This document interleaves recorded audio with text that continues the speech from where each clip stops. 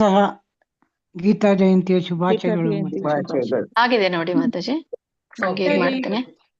ಉಮಾ ಕುಲಕರ್ಣಿ ಮಾತಾಜಿ ಅವ್ರಿಗೆ ಮಾಡ್ಬೇಕಾ ಮಾತಾಜಿ? ಹೋಸ್ಟ್ ಮಾಡ್ಲಾ ಅವ್ರಿಗೆ? ಹಾ, ನಾನ್ ಮಾಡ್ತೇನೆ ಮಾತಾಜಿ. ಮಾಡಿದ್ರಲ್ಲ ಸರಿ, ನನ್ಗೆ. ಹಾ ಮಾಡ್ತೇನೆ ಮಾತಾಜಿ. ಸರಿ,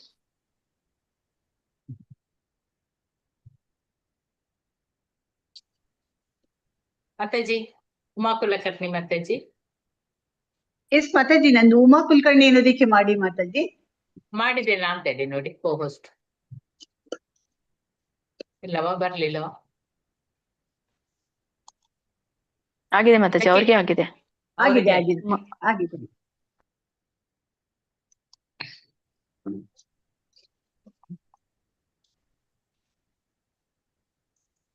ಪ್ರೇಯರ್ ಮಾಡಿ ಮಾತಾಜಿ. ಮಾತಾಜಿ, ಇದು ನಿಮ್ದು ಕಳ್ಸಿರೋದು ಇನ್ನ ಹೋಗ್ತಾ ಇದೆ, ತಾಳಿ ಒಂದ್ ನಿಮಿಷ. ಹಾ ಓಕೆ, ಅದು ನೆಕ್ಸ್ಟ್ ಇದು ಮಾಡೋಣ. ಫಸ್ಟ್ ಇದು ಶ್ಲೋಕವನ್ನೇ ಮಾಡ್ತೀನಿ, ಒಂದೇ ನಿಮಿಷ. ಶೇರ್ ಮಾಡ್ತೇನೆ ನಾನು ಇದನ್ನು, ಶ್ಲೋಕವನ್ನು ನೀವು ಅದನ್ನು ಶೇರ್ ಮಾಡಿದ್ರೆ.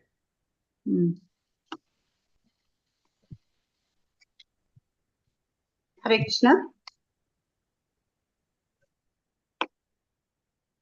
ಹರೇ ಕೃಷ್ಣ ಮಗಳು. ಹರೇ ಕೃಷ್ಣ. ಎಲ್ಲರಿಗೂ ಶ್ರೀ ಚೈತನ್ಯ ಚರಿತಾಮೃತ ಓದುವ ತರಗತಿಗೆ, ಪುಸ್ತಕ ಓದುವ ತರಗತಿಗೆ ಎಲ್ಲರಿಗೂ ಸ್ವಾಗತ.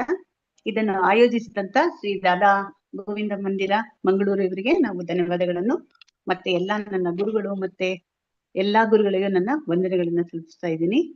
ಅದಲ್ದೇನೆ ನನ್ಗೆ ಇದು ಹೇಳೋ ಅರ್ಹತೆ ಇಲ್ಲ.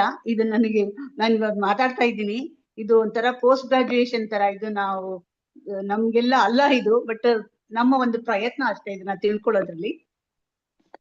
ಹರೇ ಕೃಷ್ಣ. ನಾನು ಪ್ರಾರ್ಥನೆಯೊಂದಿಗೆ ನಾನು ತರಗತಿಯನ್ನ ಶುರು ಮಾಡೋಣ. ಓಂ ಅಜ್ಞಾನತಿಮಿರಾಂಧಸ್ಯ ಜ್ಞಾನಾಂಜನಶಲಾಕಯ ಚಕ್ಷುರುನ್ಮಿಲಿತಮೇನ ತಸ್ಮೈ ಶ್ರೀ ಗುರುವೇ ನಮಃ. ಶ್ರೀ ಚೈತನ್ಯ ಮನೋಭೀಷ್ಟಂ ಸ್ಥಾಪಿತಂ ಯೇನ ಭೂತಲೆ ಸ್ವಯಂ ರೂಪಾಗತಾಮಹ್ಯಂ ದದಾತಿ ಸ್ವಪದಾಂತಿಕಂ. ವಂದೇಹಂ ಶ್ರೀಯುತ ಪದಕಮಲಂ ಶ್ರೀಗುರು ವೈಷ್ಣವಾಂಶ ಶ್ರೀರೂಪಂ ಸಾಗ್ರಜಾತಂ ಸಗಣ ರಘುನಾಥಾನಿತಂ तं ಸಜೀವಂ ಸಾದ್ವೈತಂ ಸಾವಧೂತಂ ಪರಿಜನ ಸಹಿತಂ ಶ್ರೀ ಕೃಷ್ಣ ಚೈತನ್ಯ ದೇವಂ ಶ್ರೀ ರಾಧಾ ಕೃಷ್ಣ ಪಾದಾನ್ ಸಗಣ ಲಲಿತಾ ಶ್ರೀ ವಿಶಾಖಾನ್ವಿತಾಂಚ. ಹೇ ಕೃಷ್ಣ ಕರುಣಾ ಸಿಂಧೋ ದೀನಬಂಧೋ ಜಗತ್ಪತೆ ಗೋಪೇಶ ಗೋಪಿಕಾ ಕಾಂತ ರಾಧಾ ಕಾಂತ ನಮೋಸ್ತುತೆ. ಸಪ್ತ ಕಾಂಚನ ಗೌರಾಂಗಿ ರಾಧೆ ವೃಂದಾವನೇಶ್ವರಿ ವೃಷಭಾನುಸುತೆ ದೇವಿ ಪ್ರಣಮಾಮಿ ಹರಿಪ್ರಿಯೆ. ವಾಂಛಾ ಕಲ್ಪತರುಭ್ಯಶ್ಚ ಕೃಪಾ ಸಿಂಧುಭ್ಯ ಏವ ಚ ಪತಿತಾನಾಂ ಪಾವನೇಭ್ಯೋ ವೈಷ್ಣವೇಭ್ಯೋ ನಮೋ ನಮಃ. ನಮೋ ವಿಷ್ಣುಪಾದಾಯ ಕೃಷ್ಣಪ್ರೇಷ್ಠಾಯ ಭೂತಲೆ ಶ್ರೀಮತೆ ಭಕ್ತಿವೇದಾಂತ ಸ್ವಾಮಿನ್ ಇತಿ ನಾಮಿನೆ. ನಮಸ್ತೆ ಸರಸ್ವತಿ ದೇವಿ ಗೌರವಾಣಿ ಪ್ರಚಾರಿಣೆ ನಿರ್ವಿಶೇಷ ಶೂನ್ಯವಾದಿ ಪಾಶ್ಚಾತ್ಯ ದೇಶಧಾರಿಣೆ. ಜಯೋ ಶ್ರೀ ಕೃಷ್ಣ ಚೈತನ್ಯ ಪ್ರಭು ನಿತ್ಯಾನಂದ ಶ್ರೀ ಅದ್ವೈತ ಗದಾಧರ ಶ್ರೀವಾಸದಿ ಗೌರಭಕ್ತವೃಂದ. ಹರೇ ಕೃಷ್ಣ ಕೃಷ್ಣ ಕೃಷ್ಣ ಹರೇ ಹರೇ, ಹರೇ ರಾಮ ರಾಮ ರಾಮ ಹರೇ ಹರೇ. ಹರೇ ಕೃಷ್ಣ ಕೃಷ್ಣ ಕೃಷ್ಣ ಹರೇ ಹರೇ, ಹರೇ ರಾಮ ರಾಮ ರಾಮ ಹರೇ ಹರೇ. ಹರೇ ಕೃಷ್ಣ ಕೃಷ್ಣ ಕೃಷ್ಣ ಹರೇ ಹರೇ, ಹರೇ ರಾಮ ರಾಮ ರಾಮ ಹರೇ ಹರೇ. ಹರೇ ಕೃಷ್ಣ. ನಾವಿದು ತರಗತಿಯನ್ನು ಶುರು ಮಾಡಕ್ ಮುಂಚೆ ಒಂದು ಸಣ್ಣ ಪ್ರೇಯರ್, ಕೀರ್ತನ, ಇದು ಪ್ರೇಯರ್ ಮಾಡೋಣ. ಜಯ ಜಯ ಶ್ರೀ ಕೃಷ್ಣ ಜಯ ಜಯ.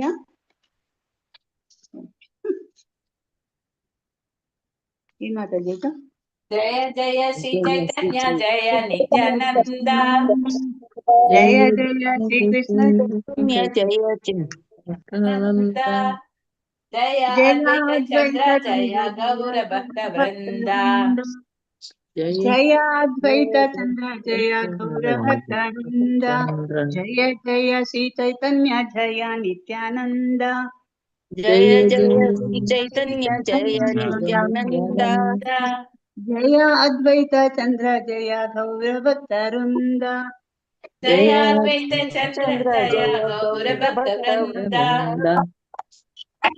ಆಯ್ತಲ್ಲ ಮುನ್ಸತಿ. ಹರೇ ಕೃಷ್ಣ. ಎಲ್ಲರಿಗೂ ಮತ್ತೊಮ್ಮೆ ಚೈತನ್ಯ ಶ್ರೀ ಚೈತನ್ಯ ಚರಿತಾಮೃತ ಪುಸ್ತಕ ಓದುವ ತರಗತಿಗೆ ಸ್ವಾಗತ ಎಲ್ಲರಿಗೂ.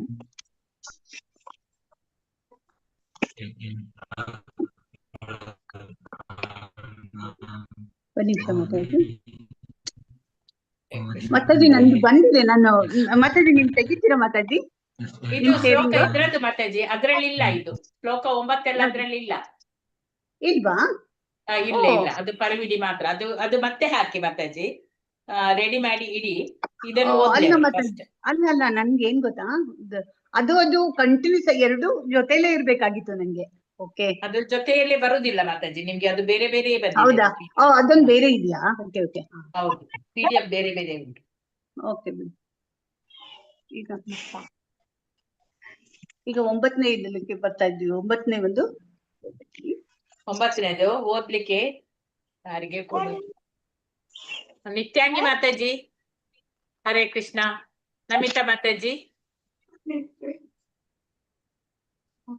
ಹರೇ ಕೃಷ್ಣ. ಇಲ್ಲಬಹುದು. ಲೀನಾ ಮಾತಾಜಿ, ಹರೇ ಕೃಷ್ಣ ಮಾತಾಜಿ. ಮಾತಾಜಿ ಶ್ಲೋಕ ಓದಿ ಮಾತಾಜಿ.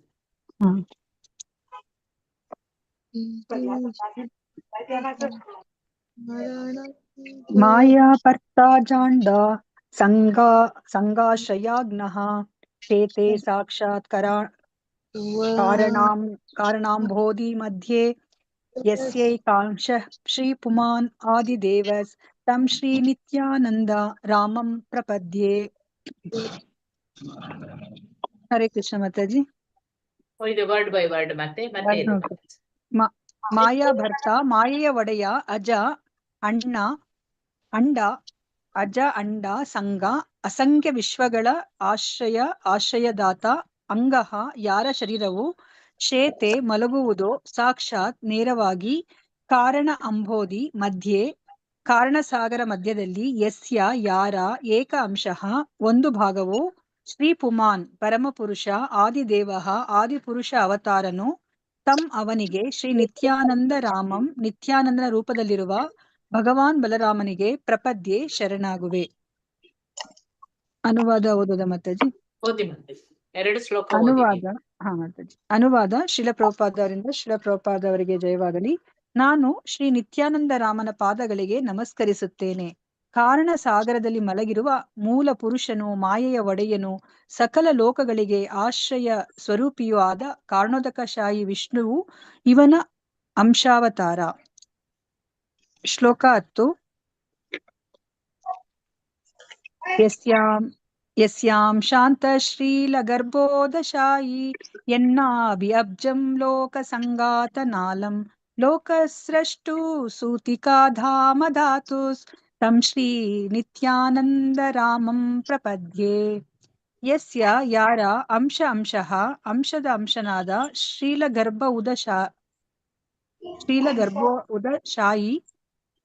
ಗರ್ಭೋದಕಶಾಯಿ ವಿಷ್ಣುವು, ಯತ್ ಯಾರ, ನಾಭಿ ಅಬ್ಜಂ ನಾಭಿ ಕಮಲವು, ಲೋಕ ಸಂಗಾತ ಲೋಕ ಸಂಕುಲದ, ನಾಲಂ ಆಶ್ರಯ ಸ್ಥಾನವಾದ, ಖಾಂಡವುಳ್ಳ, ಲೋಕ ಸೃಷ್ಟುಹು ಲೋಕಗಳ ಸೃಷ್ಟಿಕರ್ತನಾದ ಬ್ರಹ್ಮನ, ಸೂತಿಕಾಧಾಮ ಜನ್ಮಸ್ಥಳ, ಧಾತುಹು ಸೃಷ್ಟಿಕರ್ತನ, ತಂ ಅವನಿಗೆ, ಶ್ರೀ ನಿತ್ಯಾನಂದ ರಾಮಂ ನಿತ್ಯಾನಂದ ಪ್ರಭುವಿನ ರೂಪದಲ್ಲಿರುವ ಬಲರಾಮನಿಗೆ, ಪ್ರಪದ್ಯೆ ನಾನು ಶರಣಾಗುವೆ. ಅನುವಾದ ಶಿಲಪ್ರಭುಪಾದರಿಂದ. ಶಿಲಪ್ರಭುಪಾದರಿಗೆ ಜಯವಾಗಲಿ. ನಾನು ಶ್ರೀ ನಿತ್ಯಾನಂದ ರಾಮನ ಪಾದಗಳಿಗೆ ಸಾಷ್ಟಾಂಗ ನಮಸ್ಕಾರ ಮಾಡುತ್ತೇನೆ.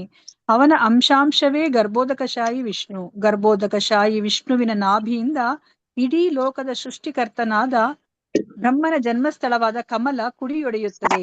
ಆ ಕಮಲದ ಕಾಂಡವು ಲೋಕಗಳ ಸಮೂಹದ ನೆಲೆ. ಹರೇ ಕೃಷ್ಣ ಮಾತಾಜಿ. ಹರೇ ಕೃಷ್ಣ ಮಾತಾಜಿ. ಧನ್ಯವಾದಗಳು ಮಾತಾಜಿ. ಹರೇ ಧನ್ಯವಾದಗಳು ಮಾತಾಜಿ. ಹೇಳ್ತೀರಾ? ನಾನು ಇದನ್ನು ತೆಗಿಲ್ಲ, ಸ್ಕ್ರೀನ್ ತೆಗ್ದೆ. ಇಲ್ಲ, ಅದು ಬೇಕಾ? ಓಕೆ, ಅದು ಬೇಕು, ಇದು ಬೇಕು ಮಾತಾಜಿ. ನಾನು ಅಲ್ಲಿ ಮೂವ್ ಮಾಡ್ತಾ ಇದ್ದೆ ಅಂದ್ರೆ. ಓಕೆ ಬಿಡಿ. ಈಗ ಇದನ್ನು ನೀವು ಮಾಡಿ ಮತ್ತೆ ಅದನ್ನು ಹೇಳಿ. ಓಕೆ ಓಕೆ, ಹಂಗ್ ಮಾಡಿ. ಒಂದ್ ನಿಮಿಷ. ಇದ್ 9 ಹಾಕಿ ಮಾತಾಜಿ ಫಸ್ಟ್. ಓಕೆ. ಶ್ಲೋಕ 9. ಮಾಯಾಬರ್ಥ ಢಾಂಡ ಸಂಘಾಶ್ರಯಾಂಗ ಶೇತೆ ಸಾಕ್ಷಾತ್ ಕಾರಣೋಂಬುದಿ ಮಧ್ಯೆ ಎಸ್ಸೆ ಕಾಂಶ ಶ್ರೀ ಪುಮಾನ್ ಆದಿದೇವ ತಂ ಶ್ರೀ ನಿತ್ಯಾನಂದ ರಾಮಂ ಪ್ರಪದ್ಯೆ. ಇಲ್ಲಿ ಅನುವಾದ ಪ್ರಪಾದಿಂದ ಪ್ರಪಾತಿದೆ. ಇಲ್ಲಿ ಏನ್ ಹೇಳ್ತಾ ಇದ್ದಾರೆ, ನಾನು ಶ್ರೀ ನಿತ್ಯಾನಂದ ರಾಮನ ಪಾದಗಳಿಗೆ ನಮಸ್ಕರಿಸುತ್ತೇನೆ. ಕಾರಣ ಸಾಗರದಲ್ಲಿ ಮಲಗಿರುವ ಮೂಲ ಪುರುಷನು, ಮಾಯೆಯ ಒಡೆಯನು, ಸಕಲ ಲೋಕಗಳಿಗೆ ಆಶ್ರಯ ಸ್ವರೂಪಿಯೂ ಆದ ಕಾರಣೋದಕಶಾಹಿ ವಿಷ್ಣುವಿನ ಅಂಶಾವತಾರ ಅಂತ ಹೇಳ್ತಾ ಇದ್ದಾರೆ. ಈಗ ಇಲ್ಲಿಂದ ಒಂದೇ ಒಂದು ಇದರಿಂದ ಏನ್ ಹೇಳ್ತಾ ಇದ್ದಾರೆ, ಇದೆಲ್ಲ ಡಿಸ್ಕ್ರೈಬ್ ಮಾಡ್ತಾ ಇದ್ರಲ್ಲ, ಇದನ್ನ ನಾವು ಹಿಂದೆ ಒಂದು ಪರಿಚಯ ಓದಿದ್ವಲ್ಲ, ಅದ್ರಲ್ಲಿ ಇದ್ರದ್ದು ಒಂದು ಭಾವಾರ್ಥವನ್ನ ಕೊಟ್ಟಿದ್ದಾರೆ. ಆಕ್ಚುಲಿ ಪ್ರತಿಯೊಂದಕ್ಕೂ ಭಾವಾರ್ಥ ಕೊಟ್ಟಿದ್ದಾರೆ. ಅಂದ್ರೆ ನಾನು ಶ್ರೀ ನಿತ್ಯಾನಂದ ರಾಮನ ಪಾದಗಳಿಗೆ, ನಿತ್ಯಾನಂದ ಅಂತ ಹೇಳಿದ್ರೆ ಇಲ್ಲಿ ಬಲರಾಮ ಅಂತ ಹೇಳಿ ಬರ್ತಾ ಇದ್ರೆ. ಸೊ ಕಾರಣ ಸಾಗರದಲ್ಲಿರುವ ಮೂಲ ಪುರುಷನು, ಮಾಯೆಯ ಒಡೆಯನು, ಸಕಲಗೆ ಆಶ್ರಯ ಆದ ಕಾರಣೋದರ್ಶಾಗಿಯ ಅಂಶ ಅಂತ ಇವನ ವಂಶ, ಕಾರಣೋದರ್ಶಾಗಿ ಬಲರಾಮನ ಒಂದು ಅಂಶ ನಿತ್ಯಾನಂದನ. ಅಂದ್ರೆ ಹೇಗೆ ಅಂದ್ರೆ ಸೃಷ್ಟಿ ಫಸ್ಟ್ ಇದಾಗ್ಬೇಕಾದ್ರೆ ಕೃಷ್ಣನಿಂದ ಬಲರಾಮ ವಿಸ್ತರಣೆ ಆಗ್ತಾರೆ. ಬಲರಾಮನಿಂದ 4 ವಾಸುದೇವ, ಸಂಕರ್ಷಣ ಮತ್ತೆ ಪ್ರದ್ಯುಮ್ನ ಆಗ್ತಾರೆ. ಮತ್ತೆ ಸಂಕರ್ಷಣದಿಂದ ನಾರಾಯಣನಿಂದ ಮತ್ತೆ 4 ವಿಸ್ತರಣೆಗಳಾಗತ್ತೆ. ವಾಸುದೇವ, ಸಂಕರ್ಷಣ ಅಂದ್ರೆ ಮಹಾ ಸಂಕರ್ಷಣ, ಅವನ ಒಂದಿದ್ರಿಂದ ಮಹಾವಿಷ್ಣು ಉದ್ಭವ ಆಗ್ತಾನೆ. ಸೊ ಈ ಸಂಕರ್ಷಣ ಅಂತ ಹೇಳಿದ್ರೆ ಅಂದ್ರೆ ಬಲರಾಮ, ಈ ಬಲರಾಮನ ಒಂದು ಇದು ಅಂತ ಹೇಳ್ತಾ ಇದ್ದಾರೆ. ಕಾರಣೋದಕ ಏನಿದಾರಲ್ಲ ಇವರೆಲ್ಲ ಬಲರಾಮನಿಂದ ಬಂದವರು ಅಂತ ಹೇಳ್ತಾ ಇದ್ದಾರೆ. ಇದಕ್ಕೆ ನಾವು ಹಿಂದೆ ಈ ಪರಿಚಯದಲ್ಲಿ ಅವರು ಒಂದ್ ಸ್ವಲ್ಪ ಇದಕ್ಕೆ ಒಂದು ವಿವರಣೆಯನ್ನ ಕೊಟ್ಟಿದ್ದಾರೆ. ಅಂದ್ರೆ ಇಲ್ಲಿ ಭಾವಾರ್ಥ ಕೊಟ್ಟಿಲ್ಲ, ಇದ್ರ ಭಾವಾರ್ಥನ ಮೊದಲೇ ಕೊಟ್ಬಿಟ್ಟಿದ್ದಾರೆ. ಎಲ್ಲ ಪರಿಚಯದಲ್ಲಿ ಇದ್ರ ಭಾವಾರ್ಥಗಳನ್ನ ಅಲ್ಲಿ ಕೊಟ್ಟಿದ್ದಾರೆ. ನಾನು ಅದನ್ನು ಓದ್ತೀನಿ. ಪೇಜ್ ನಂಬರ್ ಎಷ್ಟು ಮಾತಾಜಿ? XXV ಅಂತಿದೆ ಮಾತಾಜಿ, XXV ಅಂತಿದೆ. XXV ಅಂತಿದೆ. ಅಂದ್ರೆ 25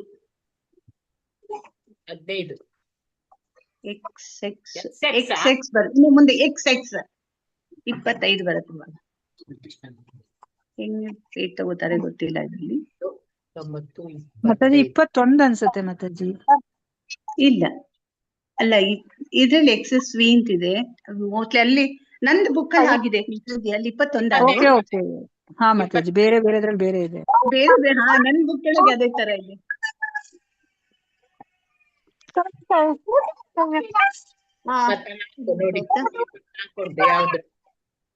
ಲೆಕ್ಕವಿಲ್ಲದಷ್ಟು ಅಂತ ಬರುತ್ತೆ ನೋಡಿ ಮಾತಾಜಿ, ಲೆಕ್ಕವಿಲ್ಲದಷ್ಟು ಅಂತ ಬರುತ್ತೆ. ಯಾರು ಮ್ಯೂಟ್ ಮಾಡ್ಕೊಳ್ಳಿ ಶಶಿಕಲಾ ಮಾತಾಜಿ. ಲೆಕ್ಕವಿಲ್ಲದಷ್ಟು.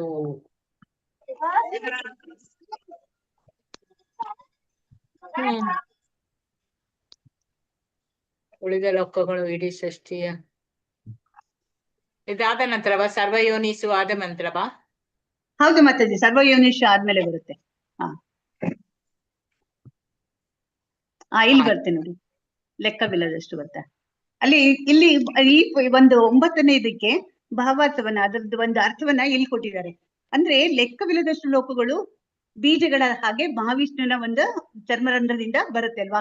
ಸುಮಾರು ಅಂದ್ರೆ ಭಗವಂತನ ಒಂದು ಉಸಿರಾಡಿದಾಗ ಅವನ ಚರ್ಮರಂಧ್ರದಿಂದ ಸಾವಿರಾರು ಒಂದು ಲಕ್ಷಾಂಗಟ್ಲೆ ಒಂದು ಬೀಜಗಳು ಬರುತ್ತಂತೆ. ಆ ಬೀಜಗಳ ಇದು ಅಂದ್ರೆ ಒಂದೊಂದು ಇದಾಗಿರುತ್ತೆ, ವಿಶ್ವಗಳಾಗಿರುತ್ತೆ. ಮತ್ತೆ ಅವನು ನಿಶ್ವಾಸ ಬೆಳೆಸಿದಾಗ ಅವೆಲ್ಲ ಹೊರ ಉದುರುತ್ತವೆ. ಅಂದ್ರೆ ಯಾವಾಗ ಅವನು ಉಸಿರು ಬಿಡ್ತಾನಲ್ಲ ಅವಾಗ ಎಲ್ಲ ಹೊರಗಡೆ ಬರುತ್ತೆ. ಬ್ರಹ್ಮಾಂಡಗಳು ಮತ್ತೆ ಬೀಜಗಳ ರೂಪದಲ್ಲಿ ಬರುತ್ತೆ. ಮತ್ತೆ ಅವನು ಉಸಿರು ನಂತೆ ಬರುತ್ತೆ. ನಮಗೆ ಇಂಥ ವಿಷಯಗಳ ಅನುಭವಗಳಿಲ್ಲ, ಆದರೆ ನಾವು ಖಂಡಿತವಾಗಿಯೂ ಅಡ್ಡ ಮಾರ್ಗದ ಪ್ರತಿಬಿಂಬವನ್ನು ಬೆವರು ಸುರಿಸಿ ಅತಿಶಯ ಪ್ರತಿಕ್ರಿಯೆಯಲ್ಲಿ ಇಷ್ಟು ಬಿಡಿ ಬೇಡ.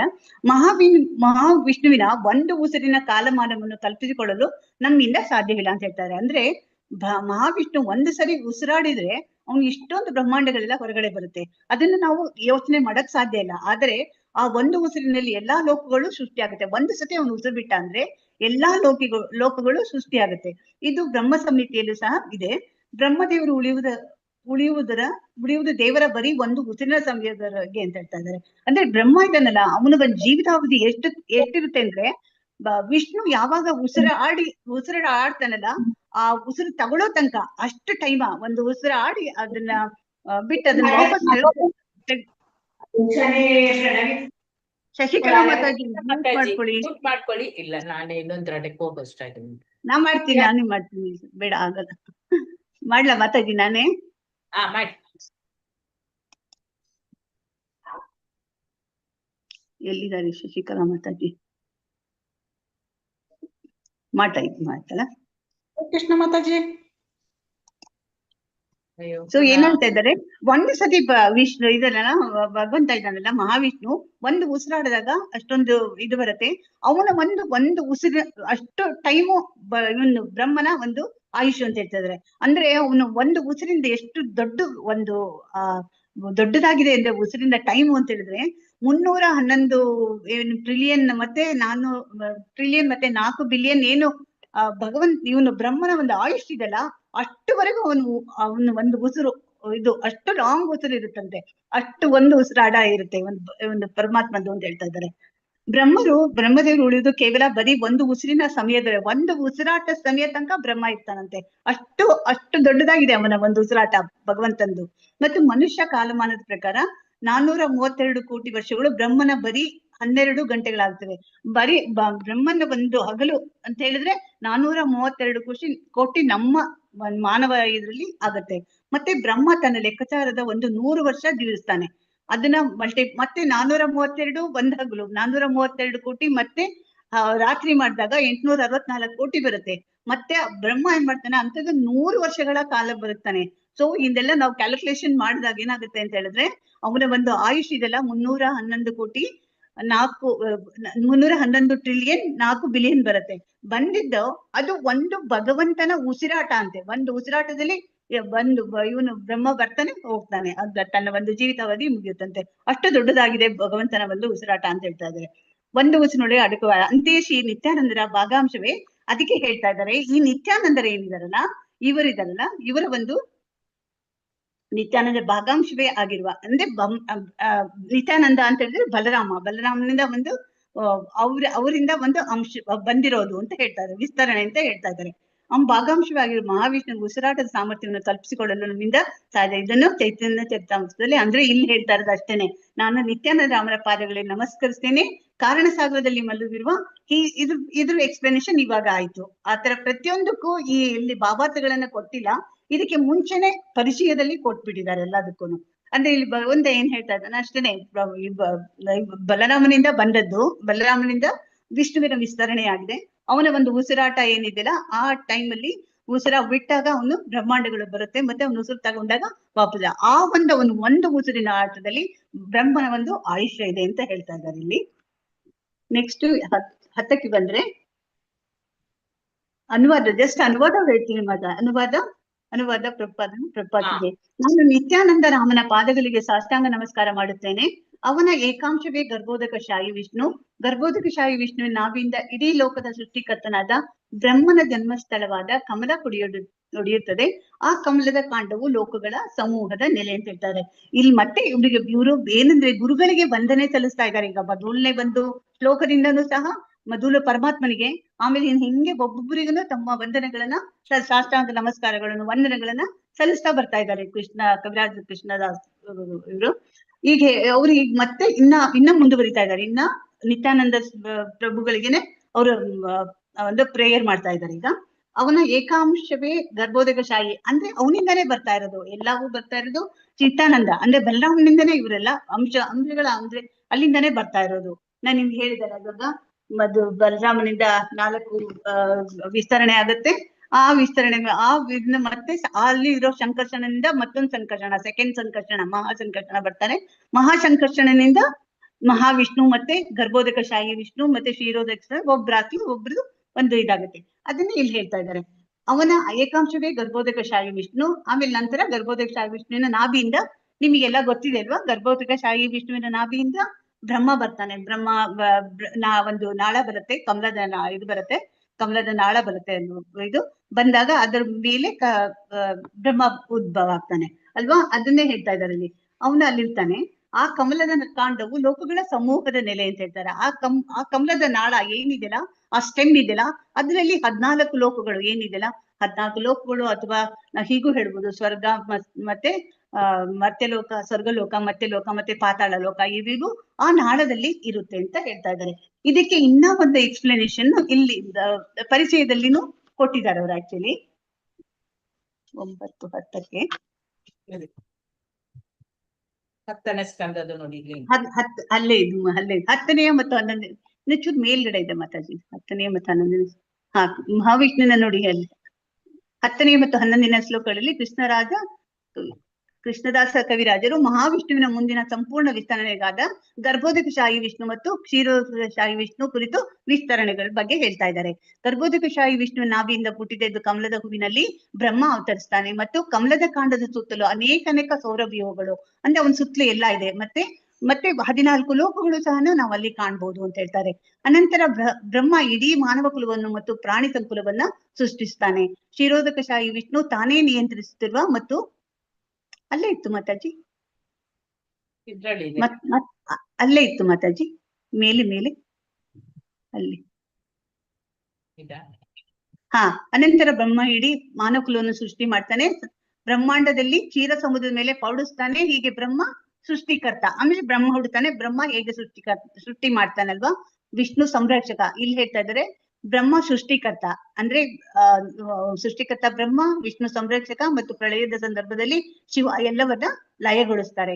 ಸೊ ಇದನ್ನ ಈ ಒಂದು ಶ್ಲೋಕದಲ್ಲಿ ಪರಿಚಯದಲ್ಲಿ ಇದಕ್ಕೆ ಒಂದು ಅರ್ಥವನ್ನ ಕೊಟ್ಟಿದ್ದಾರೆ. ಇಲ್ಲೇನ್ ಮತ್ತೆ ಹೇಳ್ತಾ ಇದ್ದಾರೆ ಅಂದ್ರೆ ಚೈತನ್ಯ ಚರಿತಾಮೃತ ಮೊದಲ 11 ಶ್ಲೋಕಗಳು, ಈಗ ನಾವೇನ್ ಓದ್ತಾ ಇದೀವಲ್ಲ 11 ಶ್ಲೋಕಗಳಲ್ಲಿ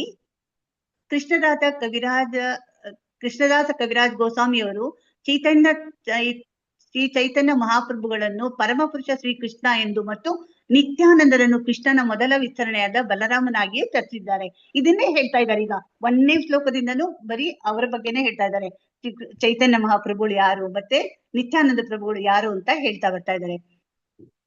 ಇಲ್ಲಿ ಇನ್ನು ಹೇಳ್ತಾ ಇದ್ದಾರೆ ನಿತ್ಯಾನಂದರನ್ನು ಕೃಷ್ಣನ ಮೊದಲ ವಿಸ್ತರಣೆಯಾಗಿ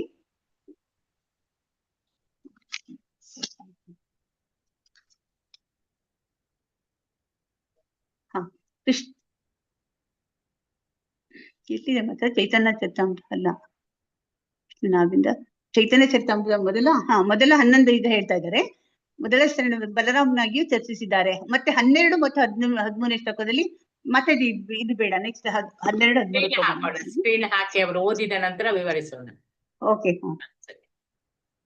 ಪೇಜ್ ಹೇಳ್ತೇನೆ. ಬೇಡ, ಇದು ಅದ ಇರ್ಬೋದು. 8ಕ್ಕೆ ಹೋಗ್ಬೇಕು. 8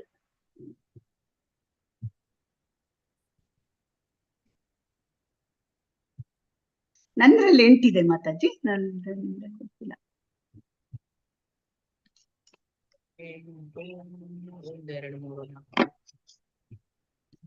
ಇದು ಸ್ವಲ್ಪ ಇದು ಇದೇನಿಲ್ಲ, ಇದು ಒಂದು 30 ಶ್ಲೋಕ ತನಕ ಇದೇ ತರ ಎಲ್ಲದಕ್ಕೂ ಹಿಂದಿನ ರೆಫರೆನ್ಸ್ ಕೊಡ್ತಾ ಬಂದಿದ್ದಾರೆ ಅವರು.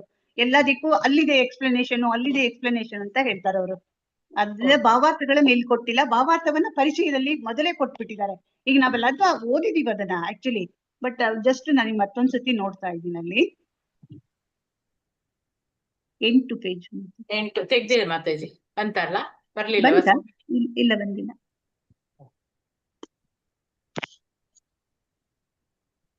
ಈಗ ನೋಡಿ ನೆಕ್ಸ್ಟ್ 11. ಯಾರು ಓದ್ತೀರಿ ಶ್ಲೋಕ? ಹರೇ ಕೃಷ್ಣ ಮಾತಾಜಿ. ಓದ್ಲ ಮಾತಾಜಿ. ಶ್ಲೋಕ 11. ಶಶಾಂಶಃ ಪಾರಾತ್ಮಾ ಕಿಲಾನಂ ಕರೆಕ್ಟ್ ಮಾತಾಜಿ. ಕಿಲಾನಂ ಪೋಷ್ಟ ವಿಷ್ಣುರ್ಚಾದ್ವಾತಿ ದುಗ್ಧಾಬ್ಧಿಜಾಯಿ ಶೌಣಿ ಭರ್ತಾ ಯತ್ ಕಲಾ ಸೋಪಿ ಅನಸ್ತಸ್ ತಂ ಶ್ರೀ ನಿತ್ಯಾನಂದ ರಾಮಂ ಪ್ರಪದ್ಯೆ. ಯಸ್ಯ ಯಾರ ಅಂಶದ ಅಂಶವು ಪರಮಾತ್ಮ ಅಖಿಲಾಲಾಂ ಎಲ್ಲ ಜೀವಿಗಳ ಪೋಷಕನಾದ ವಿಷ್ಣುವು ಬಾತಿ ತೋರ್ಪಡಿಸಿಕೊಳ್ಳುವನು.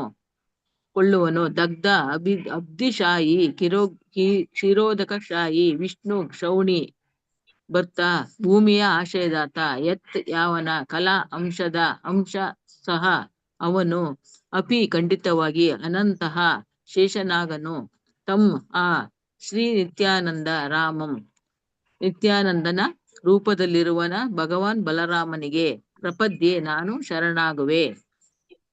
ಅನುವಾದ ಓದ್ಲ ಮಾತಾಜಿ. ಓದಿ. ನಾನು ಶ್ರೀ ನಿತ್ಯಾನಂದ ರಾಮನ ಪಾದಗಳಿಗೆ ಗೌರವ ಪೂರ್ವಕ ನಮನ ಸಲ್ಲಿಸುತ್ತೇನೆ. ಇವನ ಅಂಶ ಕ್ಷೀರೋದಕಶಾಹಿ ವಿಷ್ಣು. ಈ ಕ್ಷೀರೋದಕಶಾಹಿ ವಿಷ್ಣುವು ಎಲ್ಲ ಜೀವಿಗಳ ಪರಮಾತ್ಮ ಮತ್ತು ಎಲ್ಲ ಲೋಕಗಳ ಸಂರಕ್ಷಕ. ಶೇಷನಾಗ ಅವನ ಉಪಾಂಗ. ಹರೇ ಕೃಷ್ಣ ಮಾತಾಜಿ. ಇನ್ನೊಂದು ಶ್ಲೋಕ ಓದಿ. ಮಹಾವಿಷ್ಣುರ್ ಜಗತ್ಕರ್ತ ಮಾಯಯಾ ಯಃ ಸೃಜತಿ ಹದಃ ತಸ್ಯಾವತಾರ ಏವಾಯಂ ಅದ್ವೈತಾಚಾರ್ಯ ಈಶ್ವರಃ. ಮಹಾವಿಷ್ಣುವು ನಿಮಿತ್ತ ಕಾರಣಕ್ಕೆ ನೆಲೆಯಾದ ಮಹಾವಿಷ್ಣುವು ಜಗತ್ಕರ್ತ ಜಗತ್ತಿನ ಸೃಷ್ಟಿಕರ್ತನು. ಮಾಯೆಯಿಂದ ಯಹ ಯಾವನು ಸೃಜತಿ ಸೃಷ್ಟಿಸುವನೋ ಅದಹ ಆ ವಿಶ್ವವು ತಸ್ಯ ಅವನ ಅವತಾರವು ಏವ ಖಂಡಿತವಾಗಿ ಆಯಂ ಈ ಅದ್ವೈತ ಆಚಾರ್ಯರು ಈಶ್ವರ ಉಪಾದಾನ ಕಾರಣಕ್ಕೆ ನೆಲೆಯಾದ ಪರಮಪ್ರಭು. ಅನುವಾದ: ಅದ್ವೈತಾಚಾರ್ಯರು ಮಹಾವಿಷ್ಣುವಿನ ಅವತಾರ. ಅವರ ಪ್ರಧಾನ ಕಾರ್ಯ ಮಾಯೆಯಿಂದ ವಿಶ್ವವನ್ನು ಸೃಷ್ಟಿಸುವುದು. ಹರೇ ಕೃಷ್ಣ ಮಾತಾಜಿ, ಧನ್ಯವಾದಗಳು. ಲಲಿತಾ ಮಾತಾಜಿ, ನಾವು ಮಾತಾಜಿ. 4 ಶ್ಲೋಕವನ್ನು ಓದಿ ಮತ್ತೆ ಆಚೆಗೆ ಹೋಗುವ ಮಾತಾಜಿ. 4 ಹಾ. ಅಥವಾ 6 ಹಾ, ಓದು. ಮಾತಾಜಿ ಮತ್ತೆ ಆಚೆಗೆ ಹೋಗ, ಸರಿ ಆಗ್ತದೆ. ಓದ್ಲಾ ಮಾತಾಜಿ? ಓದಿ 2 ಓದಿ. ಅದ್ವೈತಂ ಹರಿಣಾದ್ವೈತಾತ್ ಆಚಾರ್ಯಂ ಭಕ್ತಿ ಶಂಸನಾತ್ ಭಕ್ತಾವತಾರಂ ಈಶಂ ತಂ ಅದ್ವೈತಾಚಾರ್ಯಂ ಆಶ್ರಯೇ. ಅದ್ವೈತ ಎಂಬ ಹೆಸರಿನ ಹರಿಣ ಭಗವಾನ್ ಹರಿಯಿಂದ, ಅದ್ವೈತಾತ್ ಅಭೇದವಾದ್ದರಿಂದ, ಆಚಾರ್ಯರೆಂದು, ಭಕ್ತಿ ಶಂಸನಾಥ್ ಶ್ರೀಕೃಷ್ಣನಿಗೆ ಭಕ್ತಿ ಸೇವೆ ಮಾಡುವುದನ್ನು ಪ್ರಚಾರ ಮಾಡುವುದರ ಮೂಲಕ, ಭಕ್ತನ ಅವತಾರವನ್ನು, ಈಶಂ ಪರಮಪ್ರಭುವನ್ನು, ತಂ ಆ ಅದ್ವೈತ ಆಚಾರ್ಯರನ್ನು ಆಶ್ರಯಿಸುತ್ತೇನೆ. ಅನುವಾದ: ಅವರು ಪರಮಪ್ರಭುವಾದ ಹರಿಗಿಂತ ಭಿನ್ನರಲ್ಲವಾದ್ದರಿಂದ ಅವರನ್ನು ಅದ್ವೈತರೆಂದು ಕರೆಯುತ್ತಾರೆ. ಭಕ್ತಿ ಪಂಥವನ್ನು ಪ್ರಚುರಪಡಿಸುವುದರಿಂದ ಅವರನ್ನು ಆಚಾರ್ಯರೆಂದು ಕರೆಯುತ್ತಾರೆ. ಅವರೇ ಭಗವಂತ ಮತ್ತು ಭಗವದ್ಭಕ್ತನ ಅವತಾರ. ಆದ್ದರಿಂದ ನಾನು ಅವರಲ್ಲಿ ಶರಣಾಗುತ್ತೇನೆ. ಶ್ಲೋಕ 14. ಪಂಚತತ್ವಾತ್ಮಕಂ ಕೃಷ್ಣಂ ಭಕ್ತರೂಪಂ ಸ್ವರೂಪಕಂ ಭಕ್ತಾವತಾರಂ ಭಕ್ತಾಖ್ಯಂ ನಮಾಮಿ ಭಕ್ತಶಕ್ತಿಕಂ. ಪಂಚತತ್ವ ಆತ್ಮಕಂ 5 ದಿವ್ಯ ವಿಷಯಗಳನ್ನೊಳಗೊಂಡಿರುವ ಕೃಷ್ಣನನ್ನು, ಭಕ್ತರೂಪ ಭಕ್ತನ ರೂಪದ, ಸ್ವರೂಪಕಂ ಭಕ್ತನ ವಿಸ್ತೃತ ರೂಪದ, ಭಕ್ತ ಅವತಾರಂ ಭಕ್ತನ ಅವತಾರದ, ಭಕ್ತ ಆಖ್ಯಂ ಭಕ್ತನೆಂದು ಹೆಸರುವಾಸಿಯಾದ, ನಮಾಮಿ ನಮಸ್ಕರಿಸುತ್ತೇನೆ, ಭಕ್ತ ಶಕ್ತಿಕಂ ಭಕ್ತನಿಗೆ ಶಕ್ತಿಯನ್ನು ಕೊಡುವ ದೇವೋತ್ತಮ ಪರಮಪುರುಷನ ಶಕ್ತಿಯು. ಅನುವಾದ: ಭಕ್ತರ ಸ್ವರೂಪಕ್ಕಿಂತ ಭಿನ್ನವಲ್ಲದ ಭಕ್ತಾವತಾರಿಯಾದ ಭಕ್ತಿಯ ಅಭಿವ್ಯಕ್ತಿಯು ಶುದ್ಧ ಭಕ್ತನು, ಭಕ್ತಿ ಶಕ್ತಿ ಸ್ವರೂಪಿಯೂ ಆದ ಪರಮಪ್ರಭು ಶ್ರೀಕೃಷ್ಣನಿಗೆ ನಮಸ್ಕರಿಸುವೆ. ಹರೇ ಕೃಷ್ಣ ಮಾತಾಜಿ, ಧನ್ಯವಾದಗಳು. ಧನ್ಯವಾದಗಳು. ಲಕ್ಷ್ಮೀ PM ಮಾತಾಜಿ ಓದಿ. ಓದ್ತೀನಿ ಮಾತಾಜಿ. ಶ್ಲೋಕ 15. ಜಯತಾಂ ಸುರತೌ ಪಂಗ್ನೋರ್ ಮಮ ಮಂದಾಮತೇರ್ಗತಿ ಮತ್ಸರ್ವಸ್ಯ ಪದಾಂಬೋಜೌ ರಾಧಾ ಮದನ ಮೋಹನೌ. ಜಯತಾಂ ಜಯವಾಗಲಿ, ಸುರತೌ ಅತ್ಯಂತ ದಯಾಮಯಾದ ಅಥವಾ ಮಾಧುರ್ಯ ಪ್ರೇಮದಲ್ಲಿ ಅನುರಕ್ತನಾದ, ಪಂಗೋ ಕರೆಕ್ಟ್ ಮಾತಾಜಿ, ಅದು ಪಂಗೋ ಅಂತಂದು ಕುಂಟನಾದ, ಮಮ ನನಗೆ, ಮನ್ಮತೆ ಬುದ್ಧಿ ಇಲ್ಲದ, ಗತಿ ಆಶ್ರಯ ಮತ್ ನನ್ನ ಸರ್ವಸ್ವ ಎಲ್ಲವೂ, ಪದ ಆಂಬುಜವು ಪಾದಕಮಲಗಳು, ರಾಧಾ ಮದನ ಮೋಹನವು ರಾಧಾರಾಣಿ ಮತ್ತು ಮದನ ಮೋಹನರಿಗೆ. ಅನುವಾದ: ಕರುಣಾಮಯಿಗಳಾದ ರಾಧೆ ಮತ್ತು ಮದನ ಮೋಹನರಿಗೆ ಜಯವಾಗಲಿ. ನಾನು ಕುಂಟ ಮತ್ತು ಮತಿಹೀನ ಅವರೇ ನನಗೆ ದಾರಿ ತೋರಿಸುವವರು, ಅವರ ಅಡಿದಾವರಿಗಳೇ ನನ್ನ ಸರ್ವಸ್ವ. ಶ್ಲೋಕ 14 ಮೇಲೋತು. ದಿವ್ಯಾದ್ ವೃಂದಾರಣ್ಯ ಕಲ್ಪದ್ರುಮದಾಹ ಶ್ರೀಮದ್ ರತ್ನಾಗಾರ ಸಿಂಹಾಸನೋತ್ತೌ ಶ್ರೀಮದ್ ರಾಧಾಶೀಲ ಗೋವಿಂದ ದೇವೋ ಪ್ರೇಷ್ಟಾಲಿಭಿಃ ಸೇವ್ಯಮಾನಂ ಸ್ಮರಾಮಿ. ದಿವ್ಯಾತ್ ಹೊಳೆಯುತ್ತಾ, ವೃಂದಾವನದ ಅರಣ್ಯದಲ್ಲಿ ಕಲ್ಪದ್ರುಮ ಕಲ್ಪವೃಕ್ಷದ ಆದಹ ಅಡಿಯಲ್ಲಿ ಶ್ರೀಮದ್ ಅತ್ಯಂತ ಸುಂದರವಾದ ರತ್ನ ಅಗಾರ ರತ್ನಗಳ ದೇವಸ್ಥಾನದಲ್ಲಿ ಸಿಂಹಾಸನದಲ್ಲಿ ಕುಳಿತ ಶ್ರೀಮತ್ ಅತ್ಯಂತ ಸುಂದರವಾದ ಶ್ರೀಮತಿ ರಾಧಾರಾಣಿ ಶ್ರೀ ಗೋವಿಂದ ದೇವರು ಪ್ರೇಷ್ಠ ಆಲಿಭಿಹಿ ಅಂತರಂಗ ಭಕ್ತರಿಂದ ಸೇವೆ ಮಾಡಿಸಿಕೊಳ್ಳುತ್ತಿರುವ ಸ್ಮರಾಮಿ ನೆನೆಯುತ್ತೇನೆ. ಅನುವಾದ. ಒಂದು ಕಲ್ಪವೃಕ್ಷದಡಿಯಲ್ಲಿ ವೃಂದಾವನದ ರತ್ನಮಯ ದೇವಸ್ಥಾನವೊಂದರಲ್ಲಿ ಶ್ರೀ ರಾಧಾ ಗೋವಿಂದರು ತಮ್ಮ ಅಂತರಂಗ ಭಕ್ತರಿಂದ ಸೇವೆ ಮಾಡಿಸಿಕೊಳ್ಳುತ್ತಾ ತಳತಳಿಸುವ ಸಿಂಹಾಸನದ ಮೇಲೆ ಕುಳಿತಿದ್ದಾರೆ.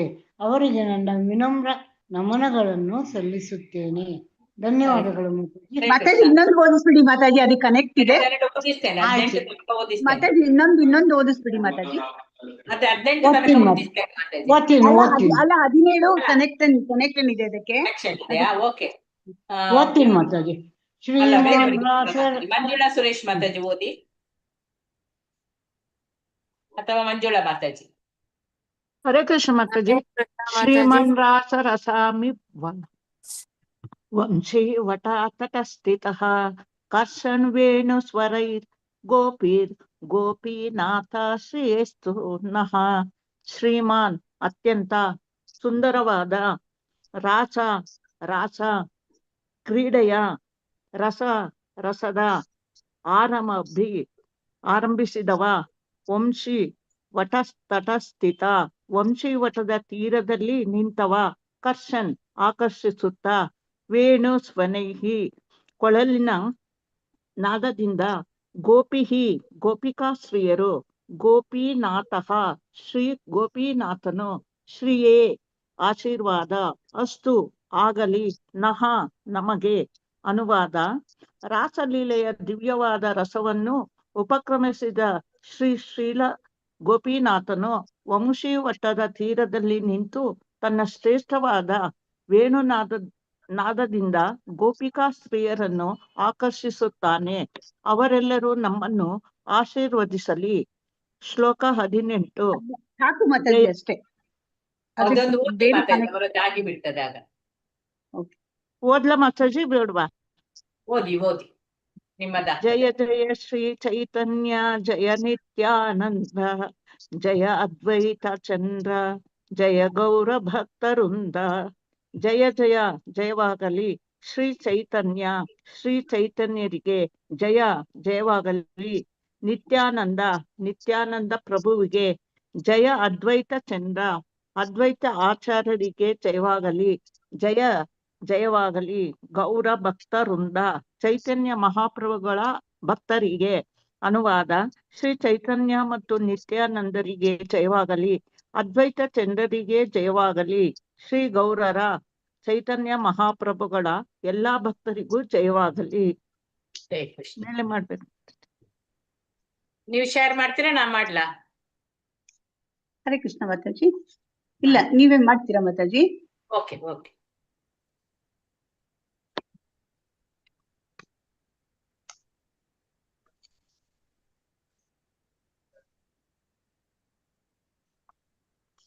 ನೀವು ಅದು ಶ್ಲೋಕದ ಬಗ್ಗೆ ಹೇಳಿ, ಇದು ಅನುವಾದವನ್ನು ಹೇಳಿ. ಮತ್ತೆ 11 ಹೇಳ್ತೀನಿ. 11ನೇ ಶ್ಲೋಕದಲ್ಲಿ ಏನ್ ಹೇಳ್ತಾ ಇದ್ದಾರೆ? ಅನುವಾದದಲ್ಲಿ ಹೇಳ್ತಾ ಇದ್ದಾರೆ, ನಾನು ಶ್ರೀ ನಿತ್ಯಾನಂದ ರಾಮನ ಪಾದಗಳಿಗೆ ಅವರು ನಿತ್ಯಾನಂದ ಪ್ರಭುಗಳಿಗೆ ಅವರು ವಂದನೆಗಳನ್ನ ಸಲ್ಲಿಸ್ತಾನೆ ಇದ್ದಾರೆ. ಗೌರವಪೂರ್ವಕ ನಮನ ಸಲ್ಲಿಸ್ತೇನೆ. ಇವನ ಅಂಶ ಕ್ಷೀರೋದಕಶಾಹಿ ವಿಷ್ಣು.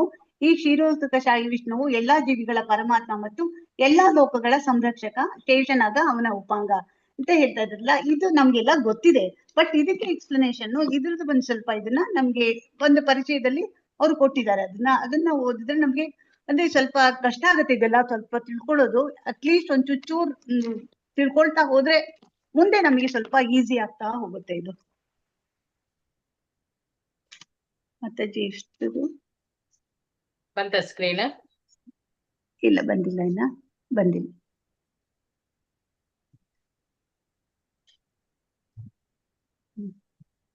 ಹಾ ಬಂತಲ್ಲ.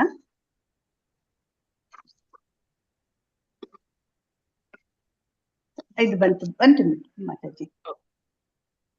ಈಗ 11 ತನಕ ಇಲ್ಲಿ ಏನ್ ಹೇಳ್ತಾ ಇದ್ದಾರೆ, ಚೈತನ್ಯ ಚರಿತಾಮೃತ ಮೊದಲ 11 ಶ್ಲೋಕಗಳಲ್ಲಿ ಕೃಷ್ಣದಾಸ ಕವಿರಾಜ್ ಗೋಸ್ವಾಮಿ ಚೈತನ್ಯ ಮಹಾಪ್ರಭುಗಳ ಬಗ್ಗೆ ಹೇಳ್ತಾ ಇದ್ದಾರೆ. ಮತ್ತೆ ಚೈತನ್ಯ ಮಹಾಪ್ರಭುಗಳು ಶ್ರೀ ಕೃಷ್ಣ ಅಂತ ಹೇಳ್ತಾ ಇದ್ದಾರೆ ಅವರು, ಮತ್ತು ಶ್ರೀ ನಿತ್ಯಾನಂದರನ್ನು ಕೃಷ್ಣನ ಒಂದು ಮೊದಲ ವಿಸ್ತರಣೆ ಅಂತ ಹೇಳ್ತಾ ಇದ್ದಾರೆ. ಇಲ್ಲಿ ನಾವು ಅನುವಾದ ಓದಿದ್ರಲ್ಲ ಅದ್ರಲ್ಲಿ ಗೊತ್ತಾಗ್ತಾ ಇದೆ, ಶ್ಲೋಕಗಳಲ್ಲಿ ಹೇಳ್ತಾ ಇದ್ದಾರೆ. ಮತ್ತೆ 12 ಮತ್ತು 13ನೇ ಶ್ಲೋಕದಲ್ಲಿ ಏನ್ ಹೇಳ್ತಾ ಇದ್ದಾರೆ, ಮಹಾವಿಷ್ಣುವಿನ 12, 13ರಲ್ಲಿ ನಾವೇನ್ ನೋಡಿದ್ವಿ ಅಂದ್ರೆ, ಈಗ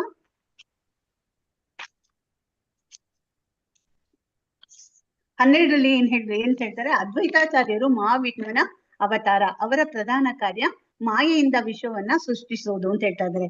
ಇಲ್ಲಿ ನೆಕ್ಸ್ಟ್ ಇವಾಗ ಅವರು ಇವ್ರದ್ದು ನಿತ್ಯಾನಂದ ಪ್ರಭುಗಳ ಬಗ್ಗೆ ಇದು ಬಿಟ್ಟು ಈಗ ನೆಕ್ಸ್ಟ್ ಅದ್ವೈತಾಚಾರ್ಯ ಬಗ್ಗೆ ಹೇಳ್ತಾ ಇದ್ದಾರೆ ಇವರು, ಅದ್ವೈತಾಚಾರ್ಯರು. ಮತ್ತೆ ನೆಕ್ಸ್ಟ್ ಇನ್ನೊಂದು ಮುಂದೆ 13ನೇ ಶ್ಲೋಕದಲ್ಲಿ ಹೇಳ್ತಾ ಇದ್ದಾರೆ, ಅದ್ವೈತಾಚಾರ್ಯರು ಪರಮಪ್ರಭುವಾದ ಹರಿಗಿಂತ ಭಿನ್ನರಲ್ಲವಾದ್ದರಿಂದ ಅವರನ್ನು ಅದ್ವೈತರೆಂದು ಕರೆಯುತ್ತಾರೆ. ನಾವು ಹಿಂದೆ ಓದಿದೀವಿ ಇದನ್ನ, ನಾಪ್ಕ ಇರ್ಬೋದು, ಅದ್ವೈತ ಅನ್ನೋ ವರ್ಡ್ ಇದು ಬಂತಲ್ಲ, ಅದರಲ್ಲಿ ಅವರು ಪರಮಪ್ರಭುವಾದ ಹರಿಗಿಂತ ಭಿನ್ನರಲ್ಲವಾದ್ರಿಂದ ಅವರನ್ನು ಅದ್ವೈತರೆಂದು ಕರೆಯುತ್ತಾರೆ. ಭಕ್ತಿ ಪಂಥವನ್ನು ಪ್ರಚುರಪಡಿಸುವುದರಿಂದ, ಅವರು ಭಕ್ತಿನ ಹಂಚಿರೋದ್ರಿಂದ, ಎಲ್ಲರಿಗೂ ಪ್ರಸಾರ ಮಾಡಿರೋದ್ರಿಂದ ಅವರನ್ನ ಆಚಾರ್ಯ ಅಂದ್ರೆ ಆಚಾರ್ಯರ ಸ್ಥಾನದಲ್ಲಿದ್ದಾರೆ, ಅವರು ಒಂದು ಗುರುಗಳ ಸ್ಥಾನದಲ್ಲಿದ್ದಾರೆ. ಅವರೇ ಭಗವಂತ ಮತ್ತು ಭಕ್ತನ ಅವತಾರ. ಅವರು ಭಗವಂತನ ಹೌದು, ಭಗವಂತನ ಭಕ್ತರ ಅವತಾರನು ಹೌದು ಅಂತ ಹೇಳ್ತಾರೆ. ಆದ್ದರಿಂದ ನಾನು ಅವರಲ್ಲಿ ಶರಣಾಗುತ್ತೇನೆ ಅಂತ ಹೇಳ್ತಾ ಇದ್ದಾರೆ. ಇದಕ್ಕೆ ಜಸ್ಟ್ ಒಂದು ಎಕ್ಸ್ಪ್ಲನೇಷನ್ ಈ 3 ಶ್ಲೋಕದಕ್ಕೆ ಇಲ್ಲಿ ನಾವ್ ಇಲ್ಲಿ ನೋಡಿದ್ರೆ ಏನಾಗುತ್ತೆ ಅಂದ್ರೆ, ಚೈತನ್ಯ ಇದರಲ್ಲಿ 12 ಮತ್ತು 13ನೇ ಶ್ಲೋಕಗಳಲ್ಲಿ ಮಹಾವಿಷ್ಣುವಿನ ಅವತಾರ ಮತ್ತು ಶ್ರೀ ಚೈತನ್ಯ ಮಹಾಪ್ರಭುಗಳ ಪ್ರಮುಖ ಅನುಯಾಯಿಯಾಗಿದ್ದ ಅದ್ವೈತಾಚಾರ್ಯ ಬಗ್ಗೆ ಹೇಳ್ತಾ ಇದ್ದಾರೆ. ಈಗ ಅಂದ್ರೆ ಈ ಚೈತನ್ಯ ಮಹಾಪ್ರಭುಗಳ ಮತ್ತೆ ನಿತ್ಯಾನಂದರ ಒಂದು ತುಂಬಾ ಪ್ರಮುಖ ಅನುಯಾಯಿ ಅಂದ್ರೆ ಅದ್ವೈತಾಚಾರ್ಯ ಬಗ್ಗೆ ಹೇಳ್ತಾ ಇದ್ದಾರೆ, ಅವರ ಬಗ್ಗೆ ವಿವರಿಸ್ತಾ ಇದ್ದಾರೆ. ಹೀಗೆ ಅದ್ವೈತಾಚಾರ್ಯರು ಭಗವಂತನೇ ಅನಿಸ್ಕೊಳ್ತಾರೆ, ಅದ್ವೈತಾಚಾರ್ಯರು ಸಹ ಭಗವಂತನೇ, ಎಲ್ಲವೂ ಭಗವಂತನ ಒಂದು ಇದಾಗಿದ್ದಾವೆ, ಅಂಶಗಳೇ ಆಗಿದ್ದಾವೆ. ಆದ್ರಿಂದ ಹೇಳ್ತಾ ಇದ್ದಾರೆ ಅದ್ವೈತಾಚಾರ್ಯರು ಸಹ ಭಗವಂತನೇ ಅಂತ ಹೇಳ್ತಾ ಇದ್ದಾರೆ. ಅಥವಾ ಇನ್ನೂ ಹೆಚ್ಚು ಹೇಳ್ಬೇಕಂದ್ರೆ ಭಗವಂತನ ವಿಸ್ತರಣೆನೇ ಆಗಿದ್ದಾರೆ, ಒಂದು ಭಗವಂತನ ಅಂತ ಹೇಳ್ಬೋದು, ಅಥವಾ ಭಗವಂತನ ವಿಸ್ತರಣೆನೇ ಅದ್ವೈತಾಚಾರ್ಯರು ಆಗಿದ್ದಾರೆ. ಅದ್ವೈತ ಅನ್ನೋ ಪದದ ಅರ್ಥವೇ ಎರಡಲ್ಲದಿರುವುದು, ಅಂತೆಯೇ ಅವರ ಹೆಸರು ಭಗವಂತನಿಗಿಂತ ಬೇರೆ ಅಲ್ಲ. ಅದ್ವೈತ ಅಂತ ಹೇಳಿದ್ರೆ ಅಂದ್ರೆ ಸೆಕೆಂಡ್ ಇಲ್ಲ, ಅವರೇ ಅಂತ, ಒಬ್ಬನೇ ಅಂತ, ಅಂದ್ರೆ ಭಗವಂತ ಮತ್ತೆ ಅವರು ಒಂದೇ ಅನ್ನೋ ಅರ್ಥದಲ್ಲಿ ಅದ್ವೈತ ಅಂತ ಹೇಳ್ತಾ ಇದ್ದಾರೆ. ಇವರ ಹೆಸರುಗಳು ಭಗವಂತನಿಗಿಂತ ಬೇರೆ ಅಲ್ಲ ಎಂದು ತೋರಿಸುತ್ತದೆ. ಇವರ ಹೆಸರಿಗೆ ಆಚಾರ್ಯ ಅಂತ ಹೇಳಿದ್ದಾರೆ, ಯಾಕೆ ಅಂತ ಹೇಳಿದ್ರೆ ಇವರು ಕೃಷ್ಣ ಪ್ರಜ್ಞೆಯನ್ನು ಹರಡಿದ್ದಾರೆ, ಅದಕ್ಕಾಗಿ ಇವರನ್ನ ಆಚಾರ್ಯ ಅಂತ ಹೇಳ್ತಾ ಇದ್ದಾರೆ. ಶ್ರೀ ಚೈತನ್ಯರು ಶ್ರೀ ಕೃಷ್ಣನೇ ಆಗಿದ್ದರು. ಸಾಮಾನ್ಯ ಜನರಿಗೆಲ್ಲ ಕೃಷ್ಣನನ್ನು ಹೇಗೆ ಪ್ರೀತಿಸುವ ಎಂದು ಬೋಧಿಸಲು ಅವರು ಒಬ್ಬ ಭಕ್ತನಾಗಿಯೇ ಅವತರಿಸಿದರು ಅಲ್ವಾ. ಚೈತನ್ಯ ಮಹಾಪ್ರಭುಗಳು ಕೃಷ್ಣನೇ, ಆದ್ರೆ ಭಕ್ತಿ ಬಗ್ಗೆ ಒಂದು ಪ್ರಚಾರಣೆ ಮಾಡಿದ್ರು. ಭಕ್ತಿ ಅಂದ್ರೆ ಏನು ಅನ್ನೋದು, ಹೇಗೆ ಮಾಡ್ಬೇಕು ಅನ್ನೋದನ್ನ ತಿಳ್ಸಕ್ಕೋಸ್ಕರ ಅವರ ಅವತಾರವನ್ನ ಭಕ್ತನಾಗಿ ಬಂದಿದ್ದಾರೆ. ಭಕ್ತನಾಗಿ ಬಂದ್ಬಿಟ್ಟು ಎಲ್ಲರಿಗೂ ಪ್ರಚಾರ ಮಾಡ್ತಾ ಇದ್ದಾರೆ. ಹೀಗೆ ಅದ್ವೈತಾಚಾರ್ಯರು ಭಗವಂತನೇ ಆಗಿದ್ದರು, ಕೃಷ್ಣ ಪ್ರಜ್ಞೆ ಜ್ಞಾನವನ್ನು ಹಂಚಲು ಅವತರಿಸಿದರು. ಅವರು ಸಹ ಅದ್ವೈತಾಚಾರ್ಯರು ಸಹ ಭಗವಂತನೇ ಆಗಿದ್ದಾರೆ. ಅವರು ಸಹ ಭಗವಂತ ಆಗಿದ್ದು ಸಹ ಭಕ್ತರ ರೂಪದಲ್ಲಿ ಬಂದ್ಬಿಟ್ಟು ಕೃಷ್ಣ ಪ್ರಜ್ಞೆನ ಎಲ್ಲರಿಗೂ ಹಂಚ್ತಾ ಇದ್ದಾರೆ. ಹೀಗಾಗಿ ಅವರ ಭಕ್ತನಾಗಿ ಅವತರಿಸಿದ ಭಗವಂತ ಅಂತ ಹೇಳ್ತಾ ಇದ್ದಾರೆ. ನೆಕ್ಸ್ಟ್ ಇದಕ್ಕೆ ಹೋದ್ರೆ 14ಕ್ಕೆ ಬರುತ್ತೆ. ಈಗ 14ನೇ ಶ್ಲೋಕದಲ್ಲಿ ಏನ್ ಹೇಳಿದ್ರು, ಈಗ ನಾವು ನೋಡಿದ್ರೆ ಬರೀ ಇದನ್ನ ಹೇಳ್ತೀನಿ ಅನುವಾದ. ಭಕ್ತರ ಸ್ವರೂಪಕ್ಕಿಂತ ಭಿನ್ನವಲ್ಲದ ಭಕ್ತಾವತಾರಿಯಾದ ಭಕ್ತಿಯ ಅಭಿವ್ಯಕ್ತಿಯು ಶುದ್ಧ ಭಕ್ತನು ಭಕ್ತಿ ಶಕ್ತಿ ಸ್ವರೂಪಿಯೂ ಆದ ಪರಮಪ್ರಭು ಶ್ರೀಕೃಷ್ಣನಿಗೆ ನಮಸ್ಕರಿಸುವೆ. ಅಂದ್ರೆ ಈಗ ಚೈತನ್ಯ ಶ್ರೀಕೃಷ್ಣನೇ ಭಕ್ತ ರೂಪದಲ್ಲಿ ಬಂದಿದ್ದಾನೆ, ಆಮೇಲೆ ಭಕ್ತಾವತಾರಿಯಾಗಿದ್ದಾನೆ, ಮತ್ತೆ ಭಕ್ತಿಯ ಅಭಿವ್ಯಕ್ತಿ ಅಂದ್ರೆ ಅವನ ಒಂದು ವಿಸ್ತರಣೆ ಆಗಿದ್ದಾರೆ. ಯಾರು ವಿಸ್ತರಣೆ ಆಗಿರೋದು? ಚೈತನ್ಯ ಇದು ನಿತ್ಯಾನಂದ ಪ್ರಭುಗಳು. ಮತ್ತು ಶುದ್ಧ ಭಕ್ತರು ಯಾರು? ಇಲ್ಲಿ ಅದ್ವೈತಾಚಾರ್ಯರು ಮತ್ತೆ ಇವರು ಇದಾರಲ್ಲ, ಶಿವಾಸಾದಿ ಇದ್ದಾರಲ್ಲ, ಶಿವಾಸಾದಿ ಪ್ರಭುಗಳಲ್ಲ, ಶಿವಾಸಾದಿ ಮುನಿಗಳ, ಅವರು ಸಹ ಎಲ್ಲರೂ ಒಂದು ಭಕ್ತನ ರೂಪದಲ್ಲಿ ಬಂದಿದ್ದಾರೆ. ಮತ್ತೆ ಭಕ್ತಿ ಶಕ್ತಿ ಅಂತ ಹೇಳಿದ್ರೆ ಗದಾಧರ ಪಂಡಿತರು. ಸೊ ಇವರೆಲ್ಲರೂ ಬಂದಿದ್ದಾರೆ. ಇವರೆಲ್ಲರೂ ಕೃಷ್ಣನ ಜೊತೆಯಲ್ಲಿ ಅಂದ್ರೆ ಚೈತನ್ಯ ಮಹಾಪ್ರಭುಗಳು ಇವೆಲ್ಲ ಒಂದು ಸ್ವರೂಪಗಳನ್ನ ಇಟ್ಕೊಂಡಿದ್ದಾರೆ. ಭಕ್ತ ಆಗಿದ್ದಾರೆ, ಪರಮಾತ್ಮ ಆಗಿದ್ದಾನೆ, ಭಕ್ತರ ಒಂದು ಎಲ್ಲರ ಜೊತೆಲಿ ಬಂದಿದ್ದಾರೆ, ಇಲ್ಲಿ ಅವತಾರ ಎತ್ತಿದ್ದಾರೆ ಅಂತ ಹೇಳ್ತಾ ಇದ್ದಾರೆ. ಇಲ್ಲಿ 14 ಇಲ್ಲಿ ಏನ್ ಹೇಳ್ತಾ ಇದ್ದಾರೆ, ಶ್ರೀ ಚೈತನ್ಯ ಲೀಲೆಗಳಲ್ಲಿ ಕೃಷ್ಣ 5 ಬೇರೆ ಬೇರೆ ರೂಪಗಳಲ್ಲಿ ಪ್ರಕಟವಾಗಿದ್ದಾನೆ. ಇಲ್ಲಿ ಏನ್ ಹೇಳ್ತಾ ಇದ್ದಾರೆ, ಈ ಚೈತನ್ಯ ಲೀಲೆಯಲ್ಲಿ ಕೃಷ್ಣ 5 ತರದ ಒಂದು ರೂಪದಲ್ಲಿ ಪ್ರಕಟ ಆಗಿದ್ದಾನೆ. ಇದು ಪಂಚತತ್ವ ಅಂತ ಹೇಳ್ತಾ ಇದ್ದಾರೆ ಎಂದು ಪರಿಚಿತವಾಗಿದೆ. ಇದಕ್ಕೆ ಶೀಲಾ ಕೃಷ್ಣದಾಸ ಕವಿರಾಜರು ಚೈತನ್ಯ ಚರಿತಾಮೃತ 14 ಶ್ಲೋಕಗಳಲ್ಲಿ ಗೌರವ ಸಲ್ಲಿಸ್ತಾ ಇದ್ದಾರೆ. ಇದೊಂದು ಈ ಪಂಚತತ್ವಕ್ಕೆ ಈ 5 ಜನರಿಗೆ ಹೇಳ್ತಾ ಇದ್ದಾರೆ 14 ಶ್ಲೋಕಗಳಲ್ಲಿ ಇದು ಅವರಿಗೆ ಗೌರವವನ್ನ ಸಲ್ಲಿಸ್ತಾ ಇದ್ದಾರೆ ಅವರು. ಇದು ಒಂದು ಲೆಸನ್ ಹೆಸರೇ ನಮ್ಗೆ ಗುರುಗಳ, ಆಧ್ಯಾತ್ಮಿಕ ಗುರುಗಳ ಬಗ್ಗೆ ಅವರು ವಂದನೆಗಳು, ಅವ್ರ ಬಗ್ಗೆ ಹೇಳ್ತಾ ಇರೋದು ಸಲ್ಲಿಸಿದ್ದಾರೆ. ಕೃಷ್ಣ ಮತ್ತು ಅವನ ಜೊತೆಗಾರರು ಭಗವಂತನ ಭಕ್ತರಾಗಿ ಶ್ರೀ ಕೃಷ್ಣ ಚೈತನ್ಯ ನೋಡಿ, ಕೃಷ್ಣ ಮತ್ತು ಅವನ ಜೊತೆಗಾರರೆಲ್ಲರೂ ಭಗವಂತನ ಭಕ್ತರಾಗಿ ಬಂದಿದ್ದಾರೆ. ಮತ್ತೆ ಅವ್ರು ಅಂದ್ರೆ ಶ್ರೀ ಕೃಷ್ಣ ಚೈತನ್ಯ, ಶ್ರೀ ನಿತ್ಯಾನಂದರು ಅವ್ರ ಜೊತೆಲಿ ಬಂದಿದ್ದಾರೆ, ಅದ್ವೈತಾಚಾರ್ಯರು ಬಂದಿದ್ದಾರೆ, ಶ್ರೀ ಗದಾಧರ ಮತ್ತು ಶಿವಾಸಾದಿ ಎಂದು ಕಾಣಿಸಿಕೊಂಡಿದ್ದಾರೆ. ಎಲ್ಲಾರು ಭಗವಂತನ ಜೊತೆಲಿ, ಚೈತನ್ಯ ಮಹಾಪ್ರಭುಗಳ ಜೊತೆಲಿ ಎಲ್ಲಾರು ಬಂದಿದ್ದಾರೆ. ಎಲ್ಲಾರು ಭಗವಂತನ ಒಂದು ಬೇರೆ ಬೇರೆ ರೂಪಗಳಲ್ಲಿ, ಭಗವಂತನೇ ಅವರೆಲ್ಲರೂ ಬೇರೆ ಬೇರೆ ರೂಪಗಳಲ್ಲಿ ಬಂದಿದ್ದಾರೆ ಅಂತ ಹೇಳ್ತಾ ಇದ್ದಾರೆ ಇಲ್ಲಿ. ಇವೆಲ್ಲಾ ಸಂದರ್ಭಗಳಲ್ಲೂ ಚೈತನ್ಯ ಮಹಾಪ್ರಭು ಅವರು ಎಲ್ಲಾ ಭಕ್ತರಿಗೂ ಶಕ್ತಿ ಮೂಲ ನೆನೆಸಿದ್ದಾರೆ. ಅಂದ್ರೆ ಇವರೆಲ್ಲಾನು ನೋಡಿದಾಗ ಚೈತನ್ಯ ಮಹಾಪ್ರಭುಗಳು ಮೂಲರಾಗಿದ್ದಾರೆ. ಇದೊಂದು ಸಂದರ್ಭವನ್ನು ತೆಗೆದುಕೊಂಡರೆ ನಾವು ಕೃಷ್ಣ ಯಶಸ್ವಿ ನಿರ್ವಹಣೆಗಾಗಿ ಚೈತನ್ಯ ಮಹಾಪ್ರಭುಗಳ ಅನುಗ್ರಹದಡಿ ಬಂದರೆ ಖಂಡಿತ ಏಳಿಗೆ. ಅಂದ್ರೆ ನಾವು ಚೈತನ್ಯ ಮಹಾಪ್ರಭುಗಳು ಏನೇನ್ ನಮ್ಗೆ ಒಂದು ಬೋಧನೆಗಳನ್ನು ಮಾಡ್ತಾರೆ ಇದು ಚೈತನ್ಯ ಚರಿತಾಮೃತದಲ್ಲಿ, ಅದನ್ನ ನಾವು ಪಾಲಿಸ್ಬೇಕು, ಅನುಸರಿಸ್ಬೇಕು ಅಂತ ಹೇಳ್ತಾರೆ. ಅವಾಗ ನಾವು ಖಂಡಿತ ನಾವು ಒಂದು ಆಧ್ಯಾತ್ಮಿಕದಲ್ಲಿ ಏಳಿಗೆಯನ್ನ ಪಡಿಲಿಕ್ಕೆ ಸಾಧ್ಯ. ಭಕ್ತಿ ಗೀತೆಯಲ್ಲಿ ನರೋತ್ತಮ ದಾಸ್ ಠಾಕೂರ್ ಅವರು ಹೀಗೆ ಹಾಡಿದ್ದಾರೆ, ನನ್ನ ಪ್ರೀತಿಯ ಚೈತನ್ಯರೇ ದಯವಿಟ್ಟು ನನ್ನ ಮೇಲೆ ಕರುಣೆ ತೋರಿಸಿ ಅಂತ ಹೇಳಿದ್ದಾರೆ. ನಿಮ್ಮಷ್ಟು ಕರುಣಾಶಾಲಿಗಳು ಬೇರೆ ಯಾರು ಇಲ್ಲ ಅಂತ ಹೇಳ್ತಾರೆ.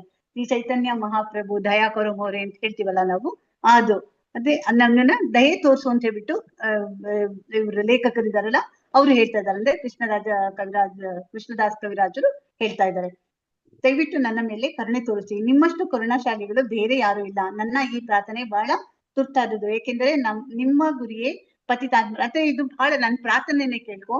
ಮತ್ತೆ ಇನ್ನು ಯಾಕೆ ಅಂತ ಹೇಳಿದ್ರೆ, ಈಗ ಇಲ್ಲಿ ಜಗತ್ತಲ್ಲೆಲ್ಲ ಬರೀ ಪತಿತಾತ್ಮರು ಇದಾಗ್ಬಿಟ್ಟಿದ್ದಾರೆ, ಹುಟ್ಬಿಟ್ಟಿದ್ದಾರೆ.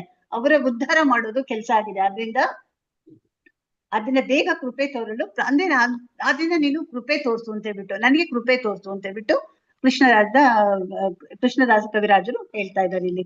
ಶ್ಲೋಕ 15 ಸ್ವಲ್ಪ ಇದಿದೆ, ಸ್ವಲ್ಪ ಟಫ್ ಅನ್ಸ್ತದೆ ಇದು ಅನ್ಸುತ್ತೆ. 15 ಆಯ್ತಲ್ಲ, 15 ಏನ್ ಹೇಳ್ತಾ ಇದ್ದಾರೆ, 15, 16, 17 ಶ್ಲೋಕದಲ್ಲಿ ಏನ್ ಹೇಳ್ತಾರೆ, 3 ದೇವತೆಗಳು ಅಂದ್ರೆ ಬೃಂದಾವನದಲ್ಲಿ ಇರುವ 3 ಒಂದು ವಿಗ್ರಹಗಳು ಅಥವಾ ದೇವಸ್ಥಾನಗಳು ಏನಿದೆಯಲ್ಲ ಅದ್ರ ಬಗ್ಗೆ ಹೇಳ್ತಾ ಇದ್ದಾರೆ ಅಂತ. ಶ್ಲೋಕ 15 ಕೃಷ್ಣರಾಜ ಕವಿರಾಜ ಸ್ವಾಮಿ ತಮ್ಮ ಗೌರವ ನೇರವಾಗಿ ಈಗ ಏನ್ ಮಾಡ್ತಾ ಇದ್ದಾರೆ, ಈಗ ಇಷ್ಟೋ ತನಕ ಬರೀ ಅವರು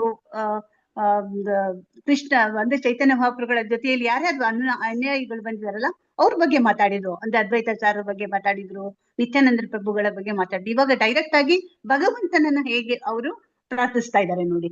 ಕೃಷ್ಣ ಸಲ್ಲಿಸಲು ಪ್ರಾರಂಭಿಸ್ತಾರೆ. ಕೃಷ್ಣದಾಸ ಕವಿರಾಜರು ಬೃಂದಾವನ ವಾಸಿಯಾಗಿದ್ದವರು ಮತ್ತು ಮಹಾಭಕ್ತರು. ಅಂದ್ರೆ ಕೃಷ್ಣದಾಸ ಕವಿರಾಜರು ಬೃಂದಾವನದವರು ಆಗಿರ್ತಾರೆ, ಅಲ್ಲಿ ವಾಸಿಯಾಗಿದ್ದಾರೆ ಅಂತ ಹೇಳ್ತಾ ಇದ್ದಾರೆ. ತಮ್ಮ ಕುಟುಂಬದೊಂದಿಗೆ ಅವರು ಫಸ್ಟ್ ಆಕ್ಚುಲಿ ಏನ್ ಹೇಳ್ತಾರೆ, ಭರದ್ವಾನ್ ಜಿಲ್ಲೆಯ ಒಂದು ಪುಟ್ಟ ಗ್ರಾಮದಲ್ಲಿ ಅವರು ಕಟ್ವಾದಲ್ಲಿ ವಾಸವಾಗಿರ್ತಾರೆ. ಆದ್ರೆ ಅವರು ತಮ್ಮ ಕುಟುಂಬದೊಂದಿಗೆ ಒಂದು ರಾಧಾಕೃಷ್ಣನ ಅಂದ್ರೆ ಅವ್ರ ಫ್ಯಾಮಿಲಿ ಜೊತೆಲಿ ಅವರು ರಾಧಾಕೃಷ್ಣನನ್ನ ಆರಾಧಿಸ್ತಾ ಇರ್ತಾರೆ. ಆದ್ರೆ ಒಂದು ಸಣ್ಣ ಒಂದು ಕುಟುಂಬದಲ್ಲಿ ಒಂದು ಮಿಸ್ಅಂಡರ್ಸ್ಟ್ಯಾಂಡ್, ಏನು ಕುಟುಂಬದಲ್ಲಿ ದೈವಾರಾಧನೆ ಬಗ್ಗೆ ಅಭಿಪ್ರಾಯ ಭೇದ ಬಂದಾಗ ಅವ್ರ ಫ್ಯಾಮಿಲಿಲಿ ಸ್ವಲ್ಪ ಆರಾಧನೆ ಒಂದು ಕೃಷ್ಣನ ಆರಾಧನೆ ಬಗ್ಗೆ ಇದ್ರ ಬಗ್ಗೆ ಏನೋ ಒಂದು ಸ್ವಲ್ಪ ಮಿಸ್ಅಂಡರ್ಸ್ಟ್ಯಾಂಡಿಂಗ್ ಬಂದಾಗ ಅವ್ರೇನ್ ಮಾಡ್ತಾರೆ, ಮನೆ ಬಿಟ್ಬಿಟ್ಟು ಬೃಂದಾವನಕ್ಕೆ ಹೋಗ್ತಾರೆ. ಅಂದ್ರೆ ಏನಕ್ಕೆ ಹೋಗ್ತಾರೆ ಅಂದ್ರೆ ಆಕ್ಚುಲಿ ಕೃಷ್ಣದಾಸ ಕವಿರಾಜ್ ಗೋಸ್ವಾಮಿಯವರ ಒಂದು ಸಹೋದರ ಒಬ್ಬ ಇರ್ತಾನೆ. ಅವನು ಎಂತಾರೆ, ಒಂದ್ ಸತಿ ಏನಾಗುತ್ತೆ, ಮೀನಾಕೇತನ ರಾಮದಾಸ್ ಅಂತ ಹೇಳ್ಬಿಟ್ಟು ಒಬ್ರು ವೈಷ್ಣವರು ಬಂದಿರ್ತಾರೆ ಅಲ್ಲಿಗೆ, ಅವ್ರ ಮನೆ ಹತ್ರ. ಅಲ್ಲಿ ಮನೆಗೆ ಬಂದಾಗ ಅವರು ವೈಷ್ಣವರವರು, ಮೀನಾಕೇತ ರಾಮದಾಸ್ ಅನ್ನೋರು ವೈಷ್ಣವ ಭಕ್ತರು. ಅವರು ನಿತ್ಯಾನಂದ ಪ್ರಭುಗಳ ಒಂದು ಇದಾಗಿರ್ತಾರೆ, ಅನುಯಾಯಿಯಾಗಿರ್ತಾರೆ. ಸೊ ಅವರು ತುಂಬಾ ಅದ್ರ ಬಗ್ಗೆ ಮಾತಾಡಿದಾಗ ಈ ಕೃಷ್ಣದಾಸ ಕವಿರಾಜ ಬ್ರದರ್ ಇರ್ತಾನಲ್ಲ, ಅವನ ಸಹೋದರ ಇರ್ತಾನಲ್ಲ, ಅವನೇನ್ ಮಾಡ್ತಾನೆ, ನಿತ್ಯಾನಂದ ಸ್ವಾಮಿಗಳನ್ನ ಒಂಥರ ಕೀಳಾಗಿ ಮಾತಾಡ್ತಾನೆ. ಅಂದ್ರೆ ಮೀನಾಕೇತನ ಇಬ್ರಿಗೂ ವಾದ ವಿವಾದ ನಡೆಯುತ್ತೆ. ಅವಾಗ ತುಂಬಾ ಕೀಳಾಗಿ ಮಾತಾಡ್ತಾನೆ. ಅವಾಗ ಇವ್ರಿಗೆ ತುಂಬಾ ಬೇಜಾರಾಗುತ್ತೆ. ದಾಸ ಅವರು ನಿತ್ಯಾನಂದ ಮತ್ತೆ ಚೈತನ್ಯ ಮಹಾಪ್ರಭುಗಳ ಇದಾಗಿರ್ತಾರೆ, ಅವರು ಭಕ್ತರಾಗಿರ್ತಾರೆ. ಸೊ ಯಾವಾಗ ತನ್ನ ಸಹೋದರ ಒಂಥರ ಕೆಟ್ಟದಾಗಿ ಮಾತಾಡ್ತಾನೋ ಅವ್ರಿಗೆ ಬೇಜಾರಾಗುತ್ತೆ. ಆಮೇಲೆ ಅದೇ ರಾತ್ರಿ ಅವರಿಗೆ ಕನ್ಸೊಳಗೆ ನಿತ್ಯಾನಂದ ಪ್ರಭುಗಳು ಬಂದ್ಬಿಟ್ಟು, ನೀನು ಇದನ್ನ ಬಿಟ್ಬಿಟ್ಟು ನೀನು ಬೃಂದಾವನಕ್ಕೆ ಬಂದ್ಬಿಡು ಅಂತ ಹೇಳ್ತಾರೆ. ಸೊ ಏನ್ ಮಾಡ್ತಾರೆ, ತನ್ನ ಫ್ಯಾಮಿಲಿ ಕುಟುಂಬವನ್ನ ಬಿಟ್ಬಿಟ್ಟು ಅವರು ಹೋಗಿ ಬೃಂದಾವನಕ್ಕೆ ಹೋಗ್ತಾರೆ. ಆಗ್ಲೇ ಅವರು ಅಲ್ಲಿ ಹೋಗುವಷ್ಟರಲ್ಲಿ ಅವರಿಗೆ ತುಂಬಾ ವಯಸ್ಸಾಗಿರುತ್ತೆ, 80 ಮೇಲೆ ಆಗೋಗ್ಬಿಟ್ಟಿರುತ್ತೆ. ಆಗ್ಲೇ 80, 88, 80 90 ವರ್ಷದೊಳಗೆ ಅವರು ಈ ಬುಕ್ ನ ಬರ್ದಿದ್ದಾರೆ ಅವ್ರು ಆಕ್ಚುಲಿ. ಸೊ ಅವ್ರಿಗಾಗ್ಲೇ ವಯಸ್ಸಾಗೋಗ್ಬಿಟ್ಟಿರತ್ತೆ. ಒಮ್ಮೆ ಕುಟುಂಬದಲ್ಲಿ ಮನೆಯನ್ನು ಬಿಟ್ಟು ಬೃಂದಾವನಕ್ಕೆ ಹೋಗುವಂತೆ ಅವ್ರಿಗೆ ಅದೇ ನಿತ್ಯಾನಂದ ಪ್ರಭುಗಳು ಕನ್ಸಲ್ಲಿ ಬಂದು, ನೀನ್ ಬಾ ವಾಪಸ್, ನೀನು ಬೃಂದಾವನಕ್ಕೆ ಬಂದ್ಬಿಡು ಅಂತ ಹೇಳಿದಾಗ ಅವ್ರು ಅಲ್ಲಿ ವಾಪಸ್ ಹೊರಟೋಗ್ತಾರೆ. ತುಂಬಾ ವಯಸ್ಸಾಗಿದ್ದರು. ಅಂದೇ ರಾತ್ರಿ ಹೊರಟು ಬೃಂದಾವನ ತಲುಪಿ ವಾಸಕ್ಕೆ ನಿಂತರು. ಅಲ್ಲಿ ಹೋಗ್ತಾರೆ. ಆಮೇಲೆ ಅಲ್ಲಿದ್ದಾಗ ಶ್ರೀ ಚೈತನ್ಯ ಮಹಾಪ್ರಭುಗಳ ಪ್ರಮುಖ ಶಿಷ್ಯರಾದ ಗೋಸ್ವಾಮಿಗಳನ್ನ ಭೇಟಿ ಆಗ್ತಾರೆ. ಮತ್ತೆ ಬೃಂದಾವನದ ಭಕ್ತರು ಚೈತನ್ಯ ಚರಿತಾಮೃತವನ್ನು ರಚಿಸುವಂತೆ, ಆಮೇಲೆ ಅವ್ರು ಯಾವ ಗೋಸ್ವಾಮಿಗಳನ್ನ ಮೀಟ್ ಆಗ್ತಾರೆ. ಅವ್ರು ಹೇಳ್ತಾರೆ, ನೀನು ಚೈತನ್ಯ ಚರಿತಾಮೃತವನ್ನ ಬರೀರಿ ಅಂತ ಹೇಳ್ತಾರೆ, ರಚಿಸಿ ಅಂತ ಹೇಳ್ತಾರೆ. ಸೊ ಅವರು ಈ ಒಂದು ಇಷ್ಟು ವಯಸ್ಸಾಗಿದ್ದು ಸಹ ಈ ಒಂದು ಚೈತನ್ಯ ಚರಿತಾಮೃತವನ್ನು ರಚಿಸುವ ಕಾರ್ಯಕ್ಕೆ ಕೈಗೊಡ್ತಾರೆ. ಶ್ರೀ ಚೈತನ್ಯರ ಅನುಗ್ರಹದಿಂದ ಅದನ್ನು ಮುಗಿಸಿದರು. ಅಂದ್ರೆ ಅವರ ಅನುಗ್ರಹದಿಂದ ಅವ್ರು ಮುಗಿಸ್ತಾರೆ. ಇಂದಿಗೂ ಈ ಕೃತಿ ಚೈತನ್ಯ ಮಹಾಪ್ರಭುಗಳ ತತ್ವದರ್ಶನ ಅಂತ ಹೇಳ್ತಾ ಇದ್ದಾರೆ. ಆಮೇಲೆ ನೆಕ್ಸ್ಟ್ ಏನ್ ಹೇಳ್ತಾ ಇದ್ದಾರೆ, ಅವರು ಬೃಂದಾವನದಲ್ಲಿ ನೋಡಿದಾಗ ಏನ್ ಹೇಳ್ತಾ ಇದ್ದಾರೆ, ಈಗ 3 ದೇವತೆಗಳ ಬಗ್ಗೆ ಬರ್ತಾ ಇದ್ದಾರೆ. ಅಲ್ಲಿ ಹೇಳ್ತೀನಿ, ಒಂದು ನಿಮಿಷ.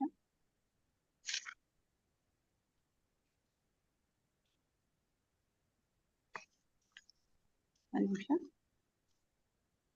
11, 12, 15ರಲ್ಲಿ ಕರುಣಾಮಯಿಯಾದ ನೋಡಿ. 15ರಲ್ಲಿ ಈಗ ಡೈರೆಕ್ಟ್ ಆಗಿ ಭಗವಂತನ್ಗೆ ಪ್ರಾರ್ಥನೆ ಮಾಡ್ತಾ ಇದ್ದಾರೆ. ಹೇಗೆ ಅಂದ್ರೆ, ಕರುಣಾಮಯಿಯಾದ ರಾಧೆ ಮತ್ತು ಮದನ ಮೋಹನರಿಗೆ ಜಯವಾಗಲಿ. ನಾನು ಕುಂಟ ಮತ್ತು ಮತಿಹೀನ, ಅವರೇ ನನಗೆ ದಾರಿ ತೋರಿಸುವವರು, ಅವರ ಅಡಿದಾವರೆಗಳಲ್ಲಿ ನನ್ನ ಸರ್ವಸ್ವ ಅಂತ ಹೇಳಿ ಹೇಳ್ತಾರೆ. ಇದು ಮೊದಲು ಅವರು ಮದನ ಮೋಹನ ನೋಡಿ, 3 ದೇವಸ್ಥಾನಗಳು ಬಹಳ ಇಂಪಾರ್ಟೆಂಟ್. ಅವರ ಟೈಮಲ್ಲಿ 3 ವಿಗ್ರಹಗಳು, 3 ದೇವಸ್ಥಾನಗಳು ತುಂಬಾ ಇದ್ರಲ್ಲಿದ್ದು ಮುಖ್ಯವಾಗಿದ್ವು. ಅದು ಒಂದು ಮದನ ಮೋಹನ, ಮತ್ತೆ ನೆಕ್ಸ್ಟ್ ಶ್ಲೋಕದಲ್ಲಿ ಬರುತ್ತೆ ಅದು ಗೋವಿಂದ. ಆಮೇಲೆ ಮುಂದೆ ಇನ್ನೊಂದು ಇದು ಬರೋದು ದೇವಸ್ಥಾನ ಅಥವಾ ದೇವರು ಬರ್ತಾ ಇರೋದು ಗೋಪಿನಾಥ. 3 ದೇವಸ್ಥಾನಗಳು ಅಲ್ಲಿದ್ವು. ಸೊ 3 ದೇವಸ್ಥಾನಗಳ ಬಗ್ಗೆ ಈಗ ಅವರು ಅದನ್ನ ಈ 3 ಶ್ಲೋಕದಲ್ಲಿ ಹೇಳಿದ್ದಾರೆ. ಅಂದ್ರೆ 15ರಲ್ಲಿ ಮದನ ಮೋಹನ್ ಬಗ್ಗೆ ಹೇಳಿದ್ರು. ಆಮೇಲೆ 16ನೇ ಶ್ಲೋಕದಲ್ಲಿ ಅವರು ಏನ್ ಹೇಳ್ತಾ ಇದ್ದಾರೆ, ಗೋವಿಂದನ ಬಗ್ಗೆ ಹೇಳ್ತಾ ಇದ್ದಾರೆ. 17ರಲ್ಲಿ ಗೋಪಿನಾಥನ್ ಬಗ್ಗೆ ಹೇಳ್ತಾರೆ. ಏನ್ ಹೇಳ್ತಾರೆ ಅಂತ ಹೇಳಿದ್ರೆ, ಈ ಒಂದು ಪರಿಚಯದಲ್ಲಿ ನಾವು ಕಾಣ್ಬೋದು. ಕವಿರಾಜ ಗೋಸ್ವಾಮಿಯವರು ಬೃಂದಾವನದಲ್ಲಿ ವಾಸಿಸುತ್ತಿದ್ದಾಗ ಅಲ್ಲಿ ಹೆಚ್ಚು ದೇವಾಲಯಗಳಿರ್ಲಿಲ್ಲ. ಅವ್ರ ಟೈಮಲ್ಲಿ ದೇವಸ್ಥಾನಗಳು ಇರ್ಲಿಲ್ಲ.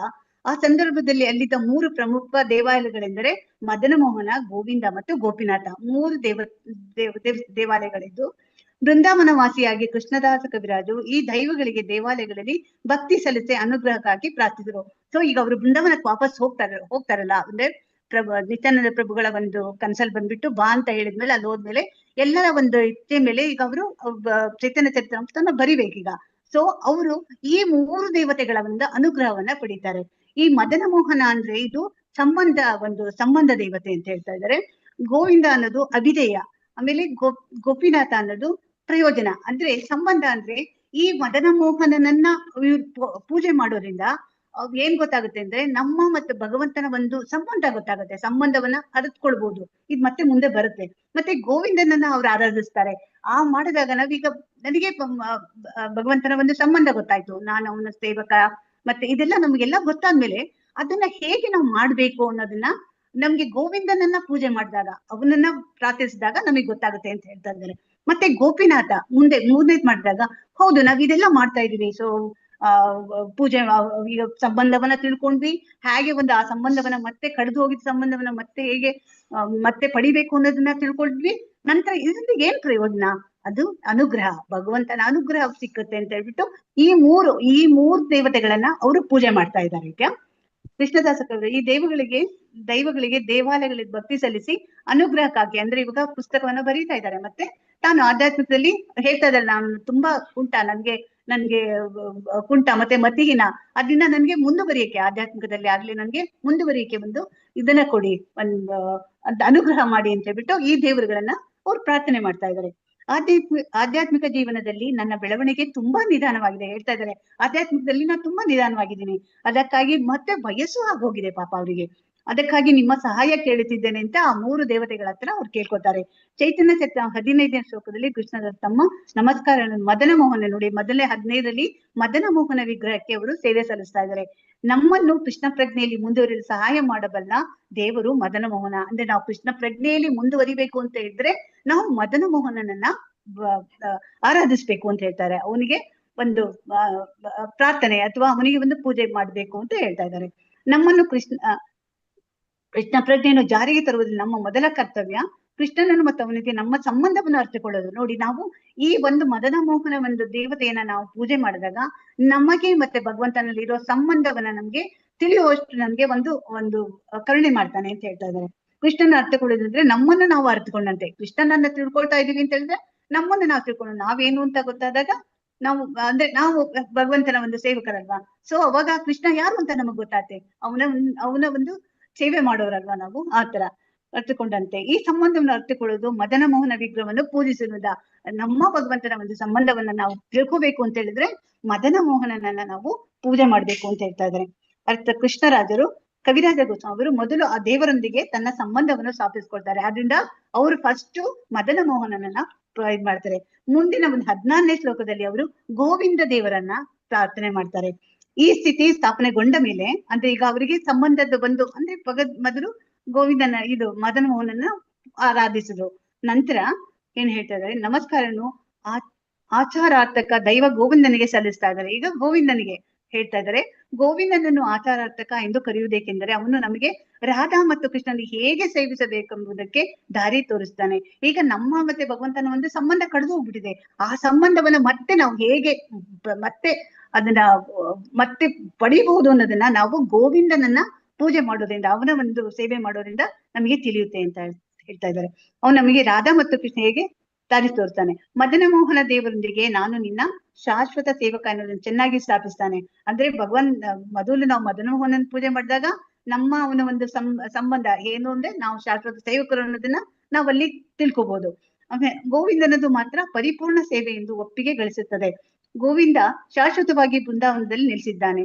ಬೃಂದಾವನದ ಆಧ್ಯಾತ್ಮಿಕ ಪರಿಸರದ ಕಟ್ಟಡಗಳು ಸ್ಪರ್ಶಮಣಿಯಿಂದ ನಿರ್ಮಾಣದ ಅಲ್ಲಿನ ಗೋವುಗಳ ಅದ್ರ ಬಗ್ಗೆ ಸ್ವಲ್ಪ ಕೊಟ್ಟಿದ್ದಾರೆ. ಇದನ್ನು ಕೊಡುವ ಇಲ್ಲೆಲ್ಲ ಏನಿದೆ ಬೃಂದಾವನದಲ್ಲಿ ಅಂತ ಹೇಳಿ ಕೊಡ್ತಾ ಇದ್ದಾರೆ. ಇವರೆಲ್ಲ ಗೋಷ್ಠಿಯರು, ಐಶ್ವರ್ಯ ದೇವತರು, ಇದೆಲ್ಲ ಆಗಿದೆ. ಈಗ ಅಂದ್ರೆ ಈಗ ಆ ದೇವತೆಯನ್ನ ಅಂದ್ರೆ ಗೋವಿಂದನನ್ನ ಪೂಜೆ ಮಾಡೋದಂದ್ರೆ ಮಾಡಿದಾಗ ನಮ್ಗೆ ಏನಾಗುತ್ತೆ ಅಂದ್ರೆ ಹೇಗೆ ನಾವು ಒಂದು ಆಧ್ಯಾತ್ಮಿಕದಲ್ಲಿ ಅಂದ್ರೆ ಹೇಗೆ ನಾವು ಭಗವಂತನ ಕಳೆದು ಹೋಗಿರೋ ಸಂಬಂಧವನ್ನ ಮತ್ತೆ ನಾವು ಹೇಗೆ ಪಡಿಬಹುದು ಅಥವಾ ನಾವು ಆಧ್ಯಾತ್ಮಿಕವಾಗಿ ಹೇಗೆ ಮುಂದುವರಿಯೋದು ಅಂತ ಹೇಳಿ ನಮ್ಗೆ ದಾರಿಯನ್ನ ತೋರಿಸ್ಕೊಡ್ತಾನೆ. ಈಗ 16ನೇ ಒಂದು ಶ್ಲೋಕದಲ್ಲಿ ಏನ್ ಬರುತ್ತೆ ಅಂದ್ರೆ ಐಹಿಕ ಭೋಗನ ಆನಂದ ಆಗಿರೋದನ್ನ ತಿಳಿಸಿದ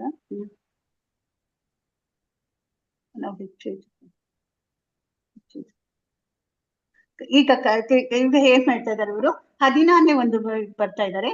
ಆಗ ಬೃಂದಾವನಷ್ಟೇ ಪವಿತ್ರವಾದದ್ದು ಎಂದು 16ನೇ ಶ್ಲೋಕದಲ್ಲಿ ಇವರು ಏನ್ ಹೇಳ್ತಾ ಇದ್ದಾರೆ, ರಾಧಾರಾಣಿ ಮತ್ತು ಕೃಷ್ಣರ ಒಂದು ಕಲ್ಪವೃಕ್ಷದ ಕೆಳಗೆ ಬೆಲೆ ಬಾಳುವ ಇದು ಆಯ್ತು.